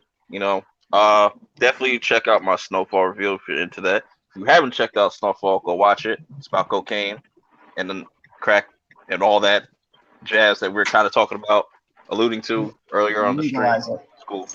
You've convinced me. Yes. I like watching shows about cocaine. I like doing cocaine. I don't know if I like watching it. Fucking villains. It's almost. I'm gonna take the words of a great man. Cocaine's a hell of a drug. Cocaine's LB, go ahead. Don't do that again. Hey man, I just want to let it be known to add on to Perp. Yes, Harry Potter is better than Star Wars. My channel is The Lonely Banter. Yes, Harry Potter is better than Star Wars. don't know what I'm working on. We'll see what happens. I did a live stream earlier on, which nobody came to, but that's okay. I watched the replay of it. I'll just play. No, but thank you everybody for joining us tonight. Appreciate you all. We'll see you again tomorrow for 10 more hours on a Friday night. Be there. Yes. And the one who's cracking up, I don't know why. There was an inside I joke. just love that he's here and he's just like, I had a live stream a while ago, but none of you fuckers came to. I'm just kidding, you bastards. Great. That was a great LB impression. Spot on. Better than mine. That's way better than mine. Oh, That was great. That was hilarious. You want me to plug my channel? Go ahead, miss. Plug away. Subscribe to me or fucking die. That's it. Damn. Okay. I will. You didn't even teleport people where to go. Is there a clock? No. Just do it as fast as possible, or you fucking die. You're gonna fucking die. God damn. She's gonna send Terrence for you. You don't want. I've sent a lot of people after you you. don't want the T800. I have an army. And of course, long schlong, lethal lightning. What the fuck? It's his name. Since That's when? the name. I'm reading the name. It's his name. Oh, that's You what could've it just says on the said screen? Lightning. I wasn't reading the screen. It's very tiny on my end. I didn't want to misrepresent the Australian. Okay. I think everyone needs to subscribe to Miss. Before they die. You're gonna die. Everyone else on the panel, you don't subscribe to this, and she's gonna come out of a fucking mirror and stab you in the eyes. You're horrible. Yes. Unless you're a guy, then I'll stab you somewhere else. Oh god, damn! Jesus. I gotta check my stubs. Jesus Christ! And of course, the commander, the curator, and the guy who steers the ship when I have to pop off for people who don't fucking talk. You need to go ahead and introduce I yourself. mean, have to pop off? You didn't have to. You chose to. Like, did you talk to him at all? No, apparently no one did. Is he in the backstage right now? Shit. Well, I mean, before I plug myself, I'm gonna read this super chat from Mega Jetty for LB. General Zod, I stepped away for a bit, but I kept the stream going. I don't know if you covered this, but an Amber Alert was issued hours ago, and people have been complaining about it. So stupid. What was the Amber Alert on? Because that's vague. What do you mean? Oh, what was wait. it on? Do you not know what Amber Alerts are? Yeah, but I mean, where was it from? Who was the person who was Who missing? cares? No, that's not the. No. None of us necessarily care about that. The point is, people are complaining about Amber Alerts. Why are they complaining about Amber Alerts? Because they're fucking retarded, I assume. And then What's up? answered at Matt's Mama Bear. Yeah, it Whoa. occurred in Florida. You don't know what an Amber Alert is, Lethal? No, what's that?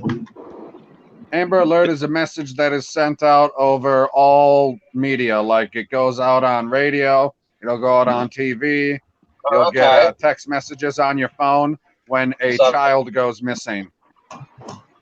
Oh, wow. So your TV must be pretty fucking boring. Yeah.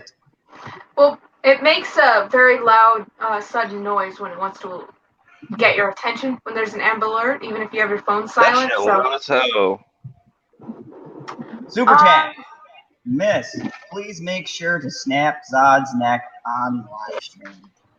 Damn. That'll be awesome. Okay. honestly, Now I'll plug myself. Go ahead. Oh, you can talk about snapping his neck. I will wait for that. see, I send people to kill for me usually. If I have to do it, it's a bit more explosive, bloody, and gory. It's not like a simple Oh. So instead of a snap of the neck, it'll be more like a popping off of the head. Yeah. Interesting. I can go And for that. shoving Just it make up sure you hit somewhere. record. I'm sure Facebook will show the video. They show every No, video. they'll blur it out and say this video contains gore. They don't want to see it. They'll just show me and then it'll be blurry. Yeah. Okay, go ahead. Anyway, I'm PB. You can find me at Pop Culture PB on YouTube and on Twitter. Don't know what the next video is that I'm making, but the previous video I did was a High Council highlight about Robert Storms. So if you want to laugh your ass off, go check it out. That was actually really good, that one. Thank you. Jamie Vick asked Perp a question, but I don't know what it was, so I gotta go scroll up here. I'm actually a very nice person. Yes. I never Vick get is the asked. nicest Awesome. person. Here we go. At Perp, as far as anime, what do you think of Bleach? Better than Star Wars. Because it's people fighting with swords, and boy, Bleach does it way better. And you can watch that on our Watch Anime stream Sunday at 9 p.m. Pacific Central Time. What day? Sunday at 9 p.m. Sunday. That's all right. And maybe we'll get an Australian to come on. Depends what that time is for me. Okay. We might talk about Gundam. Some imaginary Australian time, I imagine. So, anyways, this has been General. No, super chat. Thank you. No, you got to read this super chat from Terrence real quick. Oh, Jesus. All right. Not allowed Super to chat from Terrence. Miss, would you like me to snap Zod's neck? It would be an honor because he's my friend. I mean, if you want to, you can do that of your own volition. I'm not telling you to, but if you can and you want to, you go ahead. I'll be supporting you in court. Oh my goodness, another super chat. Mega Jetty 1. If an Ambler alert had went off, Ambler? Anna's sister. I said Amber. God damn you. Don't interrupt me. I'm trying to get through with this shit. Alert had went off when Anna's little late sister, sorry, that was a oh my god, continue. on my part, went missing and people complained about it, I'd be mighty pissed at those people. Well, Anna is not a child. Anna's sister was not a child, so you wouldn't have had that issue. Yeah, but yeah, I get the comparison though. It's people. Yeah, I know. I'm trying to move things along. All right, so anyways, you've been on General Zod's channel. Thank you everybody for popping through. Motherfucker. And I know where you're going with this, the fandom zone. So all the hate, remember, just saying. and remember, we will be doing our Sunday Watch Anime stream, episode 1.1, because my first episode got taken down. So, and we won't be showing any trailers ever again. And he won't send the video to LB to edit out the 1 minute of video so that he can put the live stream back up. I've asked multiple times, and as of this moment, I do not have the video. You got 48 hours. Remember the golden rule here on the channel. Oops.